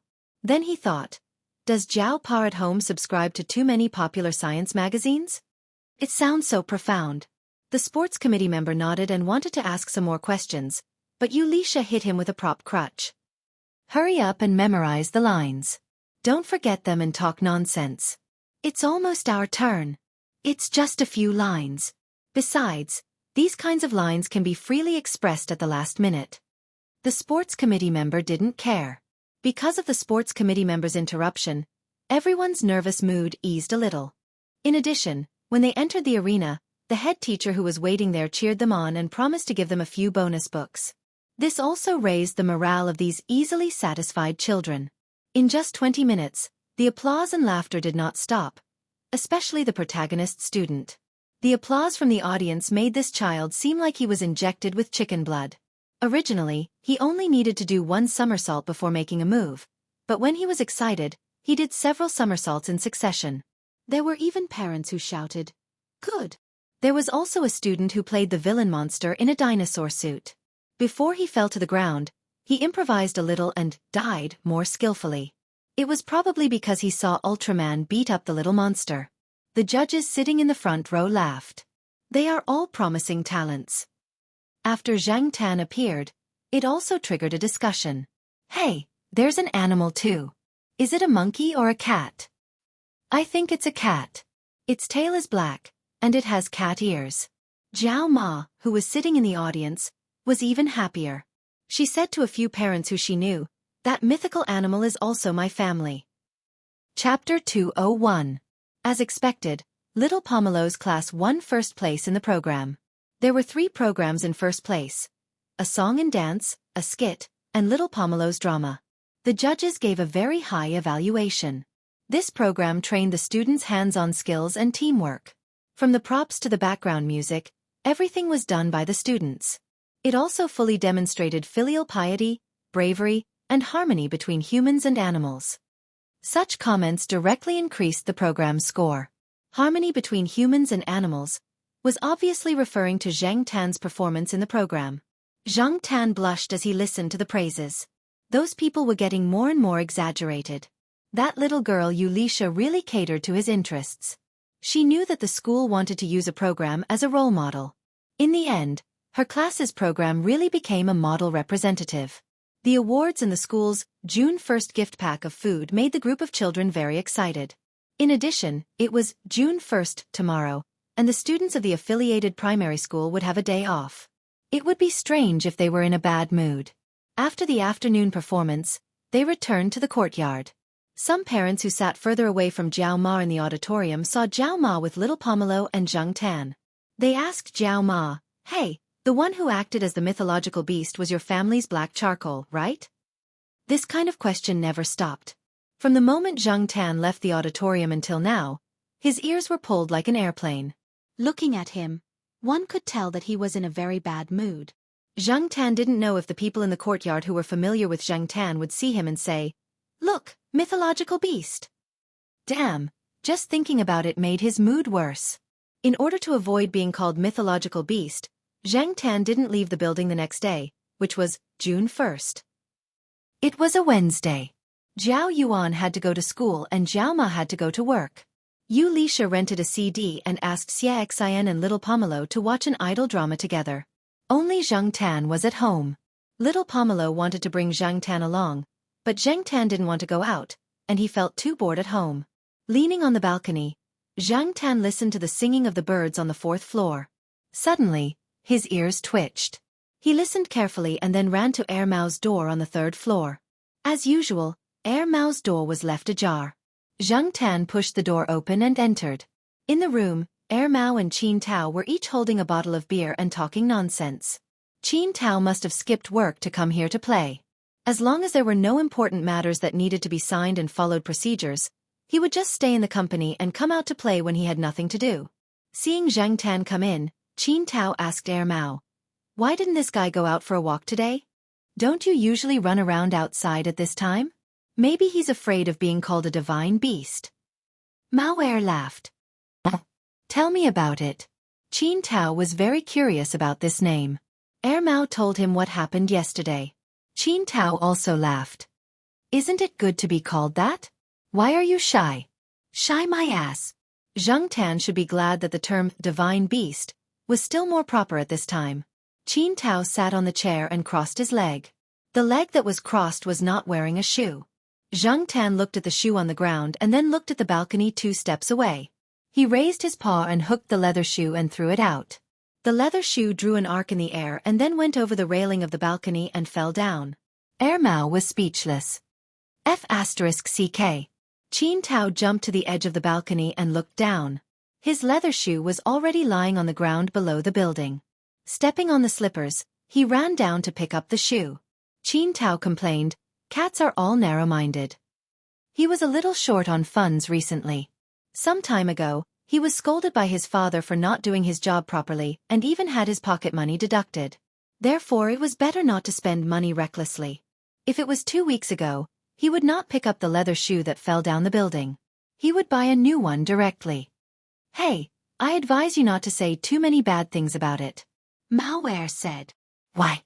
Qin Tao put on the shoe that he had carelessly wiped to prevent it from being thrown down again. "I heard that there is a single room for this guy in the night building. An exclusive room. When I go there to play, even if I can't find my senior, I'm counting on this one," Mao said. In fact, if he really wanted an exclusive room for himself, Mao could just mention it. For the sake of Celestine and Mao's background, Yi Hao would not have any objections. But Mao thought it was troublesome and also cost money. As for Qin Tao, he was short on money recently. Even if he went there to play, he would not spend money on a single room, let alone an exclusive room. That's it. Qin Tao's face was full of disbelief. Was the head of the night building's boss eaten by a cat? The two of them complained about how cats were treated better than humans. Then Qin Tao mentioned black rice. "Why does your black rice feel so quiet? Is it sick? You're not a good father," Qin Tao said. Zhang Tan thought about it and walked to the balcony to take a look. There was a winter cushion on the balcony. Black rice was lying on its side and sleeping with its eyes closed. It did not curl up into a ball like before and looked lazy. Mao did not care much. "My black rice is doing well. I even took a few pictures for people to see. They said that it got fat. This proves that I feed the cat well. Although black rice has been quiet recently, it has a good appetite. Other than cat food, I also asked people to help it steam fish for a change of taste. When the weather is good, black rice will lie outside and sleep in the sun." During this period of time, when Mao went to Jiao Wei's family's small restaurant, he would ask Jiao Wei's mother to help him steam some finger-long small fish. At first, Jiao Wei's mother saw these small fish when she was selling vegetables. Seeing that these small fish were fresh, she bought some and fried them herself to cook. Later, Mao liked it and wanted to let his daughter enjoy it. So, he spent more money to ask Jiao Wei's mother to cook some fresh fish for cats. Now when Mao went to get food, there would be another small lunchbox with steamed fish for black rice to adjust its appetite. It is indeed a little fat. Qin Tao stood at the door and looked at black rice lying there. He thought about it and said in a joking tone, "Don't tell me it has kittens?" "Bullshit." Mao was angry. It took off its shoe and threw it. How is that possible?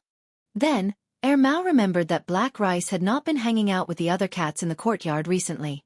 He had been keeping an eye on it when it walked around the courtyard, so he said with certainty, "I've been keeping an eye on it. How could there be a kitten?" Zhang Tan stood at the door and looked at black rice. When she turned around, she saw Qin Tao and Mao staring at her suspiciously like they were looking at a strange uncle. Zhang Tan. F***ck. I'm not a beast to the point of sleeping with a cat. Although it was a cat now, a cat had a human heart. Zhang Tan couldn't get over the psychological barrier of a cat. It wasn't bad to fantasize about big-breasted girls.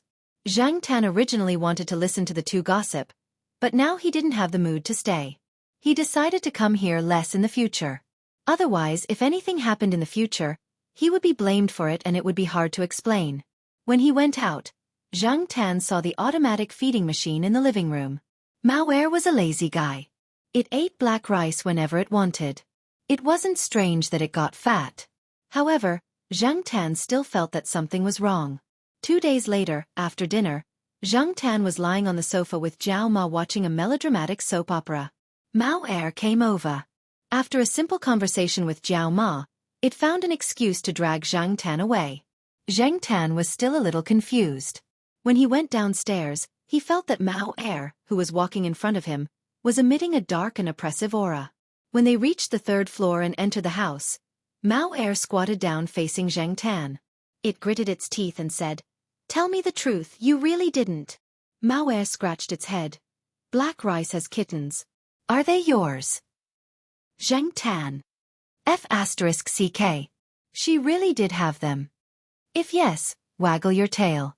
If no, waggle your tail sideways. Zhang Tan decisively wagged his tail sideways. He wagged his tail sideways a few times. F***ck. This water can't be poured on me. It's not you. Mao Er frowned and stared at Zhang Tan. It seemed to be trying to determine if Zhang Tan's denial was true. If it's not you, then who is it? Mao Er sat on the floor and scratched its head, trying to figure out which bastard cat it was. It turned out that Mao Er had nothing to do today.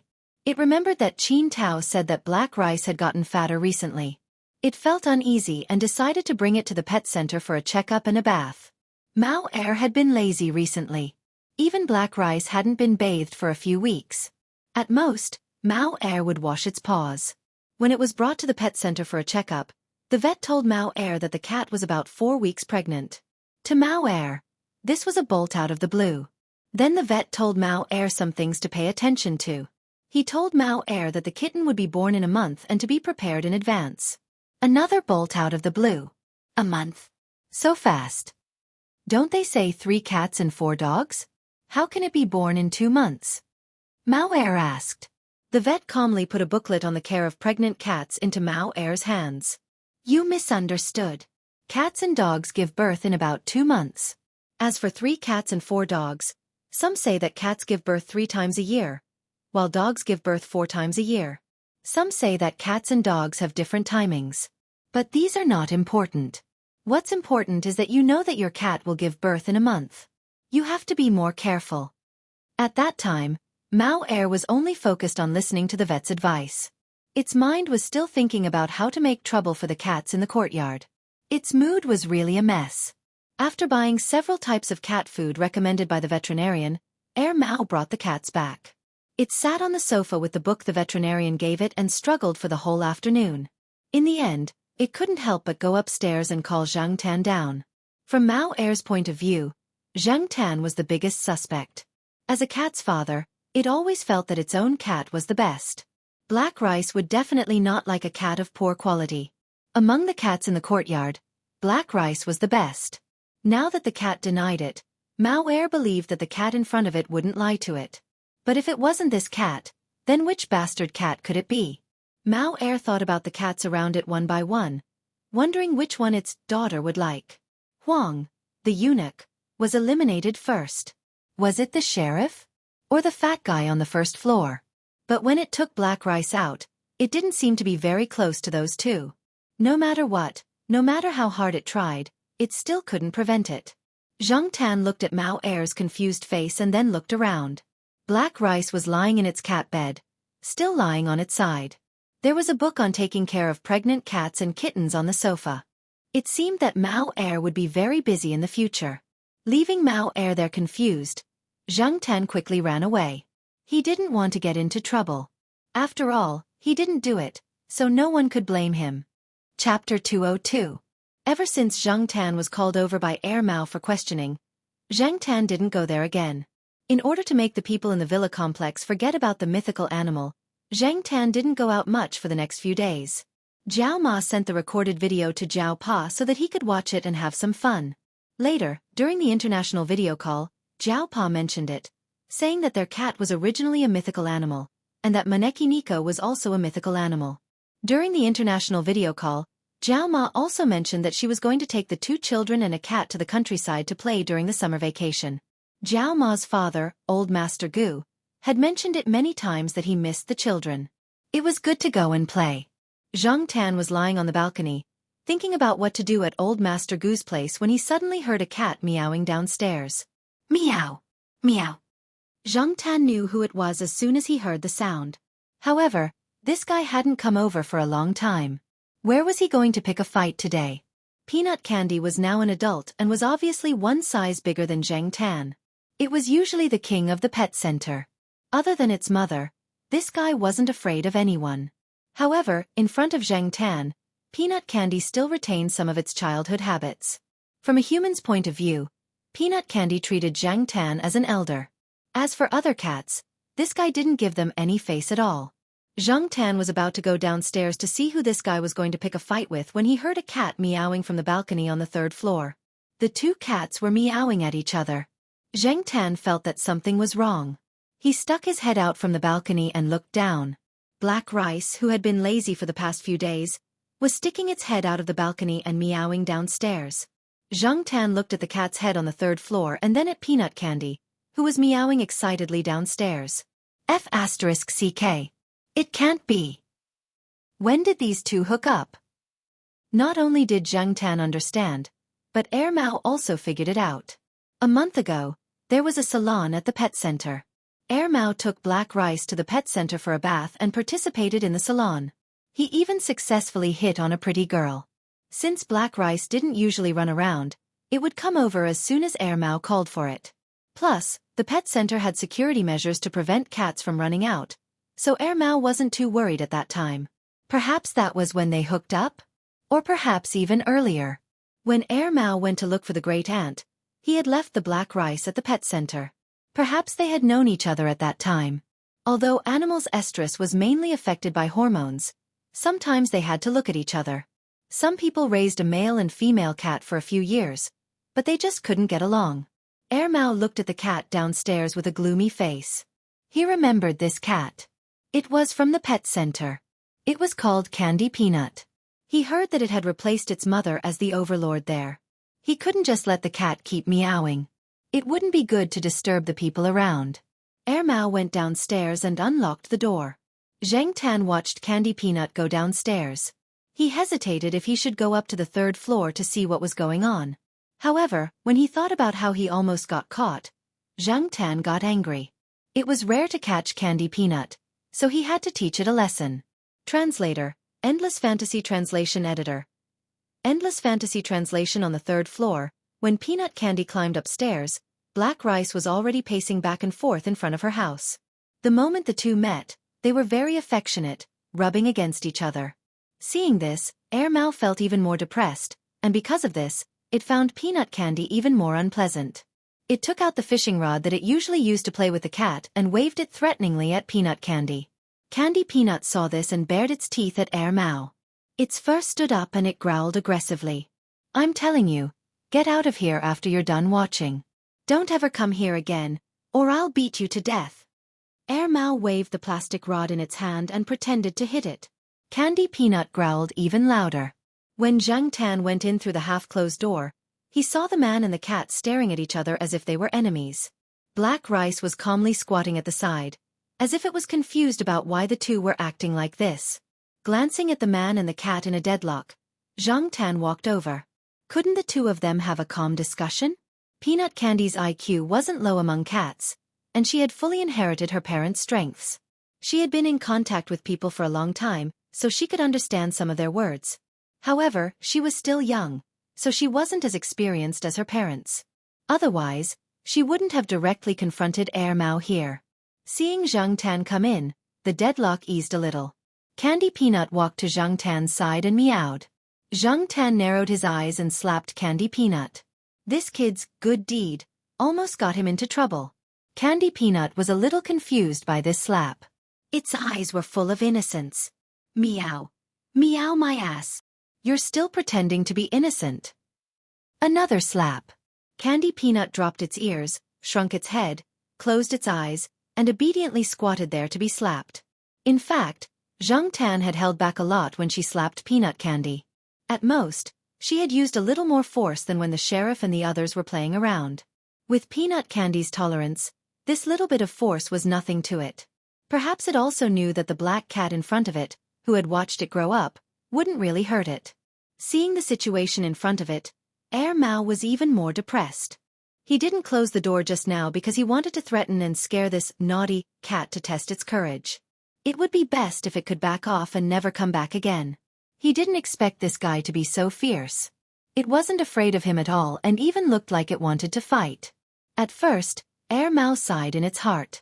No wonder its daughter liked this guy. He was brave and manly enough. But, in the blink of an eye, this guy seemed to have changed. It didn't even dare to fart after being slapped by Black Coal upstairs.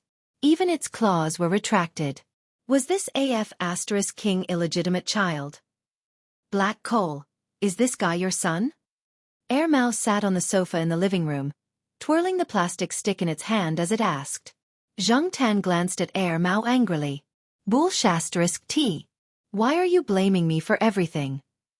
Before Zhang Tan could protest, Mao muttered to itself, it doesn't look like it. You can't make it like this. This cat is so much bigger than you, and it has long hair. Its father must be a big long-haired cat. Zhang Tan retracted the foot that was about to kick Mao in the face. He thought that Mao probably hadn't connected Candy Peanut to Yi Hao's Monseigneur. However, Monseigneur often followed Master Tang VII. Had Mao ever seen him? Many female cats ignored male cats during pregnancy, and might even attack them. However, Black Rice's attitude towards Candy Peanut was quite good. Candy Peanut stayed there with Black Rice for a while before leaving. When it left, Mao threatened it with the plastic stick. Don't you dare come here again. Otherwise, I'll beat you up every time I see you. Candy Peanut bared its teeth and looked like it couldn't be bothered. Mao was so angry that it almost fainted. He didn't know if Candy Peanut understood Mao's words, but Zheng Tan didn't see it in the courtyard for the next week.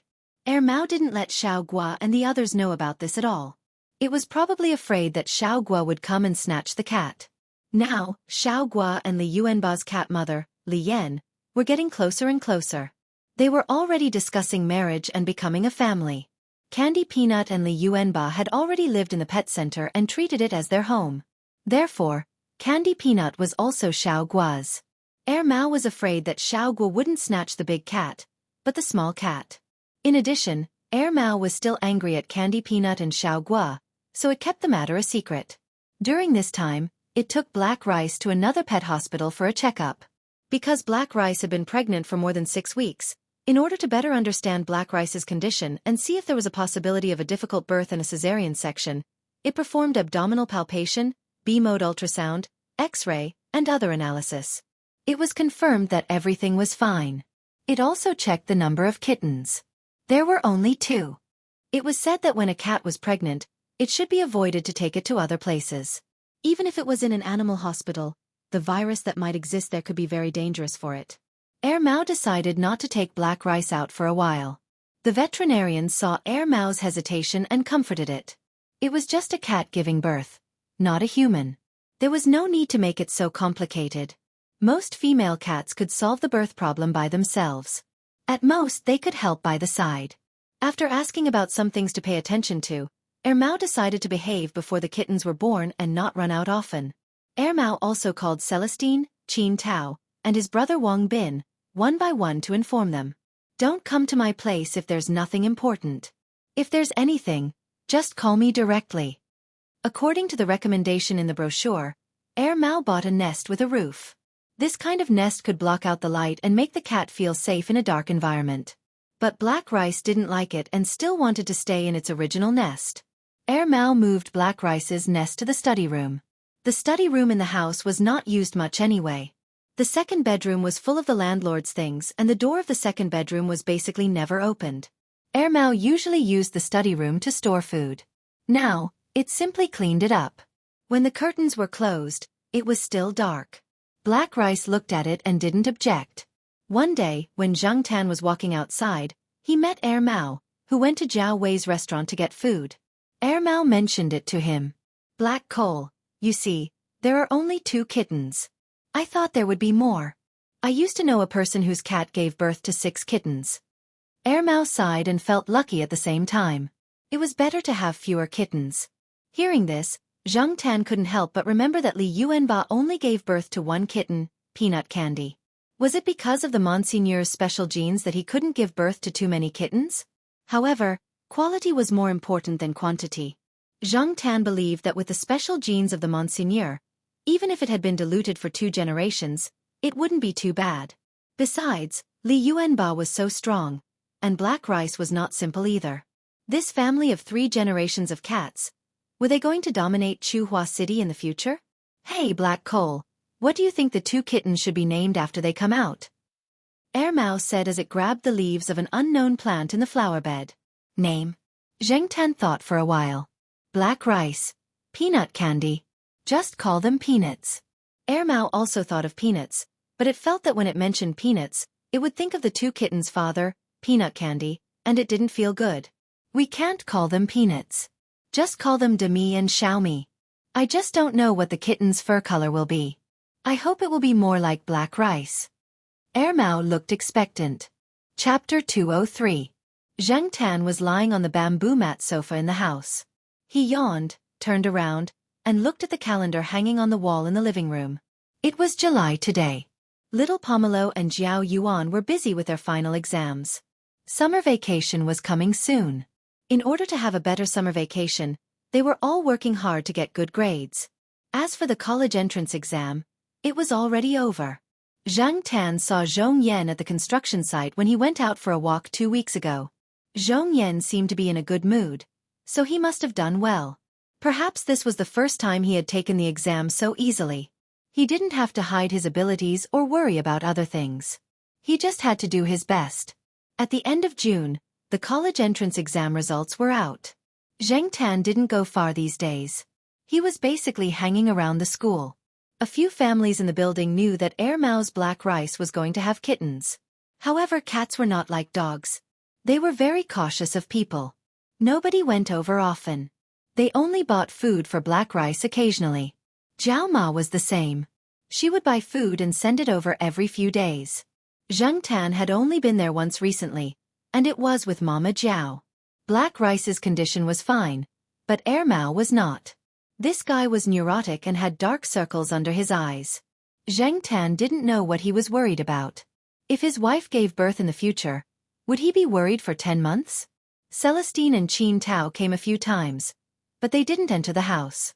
Mao didn't let them in. If they came, they would find a place to eat and talk so that they wouldn't disturb black rice. Zhang Tan was thinking about when black rice would give birth to kittens when his ears twitched. He looked at the door. Black Coal, go out and eat. It was Mao. Although Celestine didn't go to Mao's place when he came, he would call Mao and Zhang Tan to chat in the woods not far from the eastern courtyard. Every time he came, he would bring some food. There were stone tables and stone stools in the woods. Aside from the bird poop, it was quite comfortable to sit there. Zhang Tan and Mao went out of the building. Celestine was already waiting in front of the building. Just like the previous few times, he was carrying a bag with some food and cold beer. They came to the forest and wiped off the bird droppings on the stone bench. Then, 2 people and a cat sat down. Celestine placed a disposable paper bowl on top of the cold dishes and the sliced duck he bought from a shop near the school gate. He was finally engaged and was planning to hold the wedding in October of this year. It's decided? When I have time, I'll prepare a big gift. Oh, I'll also buy a pair of mandarin ducks for you. Mao said. Don't send mandarin ducks. I saw a report a while ago that mandarin ducks change partners. It's not as beautiful as people say, Celestine replied. Then I'll just give you 2 figurines. Not bad. Oh, by the way, your black rice hasn't been born yet? Celestine looked at Mao's sleepy face and asked. I've been annoyed recently. Didn't they say it would be born in 2 months? It's been 2 months and there's still no news. I called the vet at the veterinary hospital and he said that some cats do indeed have a late birth. It's also common for cats to give birth after more than a week. A few days ago, a cat friend's cat gave birth after 65 days of pregnancy. Celestine curled his lips. He still felt that Mao was too nervous. It was just a cat. Did it have to be so nervous? Don't be happy. When your wife gives birth, you might not be better than me, Ermao said. That's my wife. Of course I'm nervous. Is that your wife? Look at you. If other people knew about this, they would be so shocked that their eyeballs would fall out. I didn't know you liked cats so much. After a pause, Wei Ling added, You've become a cat slave. Ermao hummed and didn't explain. It just ate and drank silently. Zhang Tan squatted beside it and ate while listening to the two chatting. Speaking of the kittens in the future, what should they do when they grow up? Should they be sent away or kept? Ermao hadn't decided yet, but it definitely wouldn't sell it or give it to the people at the pet center. It would wait and see. If Black Rice wants to kick the kittens out of the house when they grow up, then we'll see. If she doesn't, then I'll keep them all. Tisk, in your small place, you want to keep 3 cats? Don't you think it's troublesome? Celestine didn't think that was a good idea. Besides, not every cat was like the black cat in front of him. If the 3 cats quarreled, it would be troublesome for Ermao. After eating and drinking, the afternoon sun was still hot. Celestine went back to the company. He had something to do in the neighborhood today, so he dropped by to have a chat. Knowing that Black Rice's due date was approaching, the Zhao family's most anxious person was Zhao Ma. She asked about Black Rice every day. Zhang Tan also listened to the movements on the 3rd floor when he was at home. If it was the same as usual, then it probably wasn't due yet. As the days passed, Ermao became more and more nervous. Every once in a while, it would go to the study to check. It didn't even have the mood to surf the internet. It called the veterinarian several times a day to ask about Black Rice. It even asked a veterinarian to come over to check on Black Rice. However, when the veterinarian stood at the door, Ermao immediately pushed him out of the house. However, the veterinarian was also a real doctor. Although he didn't observe Black Rice for long, he could tell that there was nothing serious. It didn't matter if it was a few days late, as long as the cat was healthy. A few days later, Ermao woke up in the morning to pee. It wasn't very awake yet. It watched horror movies until late last night to distract itself, so it couldn't get up this morning. It was because it had to pee that it woke up. After it wobbled to the toilet and peed, it habitually walked to the study. Every morning after peeing, it would take a look at the study. Otherwise, Ermao wouldn't be able to fall asleep even if it continued to lie on the bed. However, when it took a look, Ermao's half-opened eyes widened. With the dim light coming in through the curtains, Ermao saw the extra little lump in the cat bed. It was different in color from the cat bed and Black Rice's. F***CK.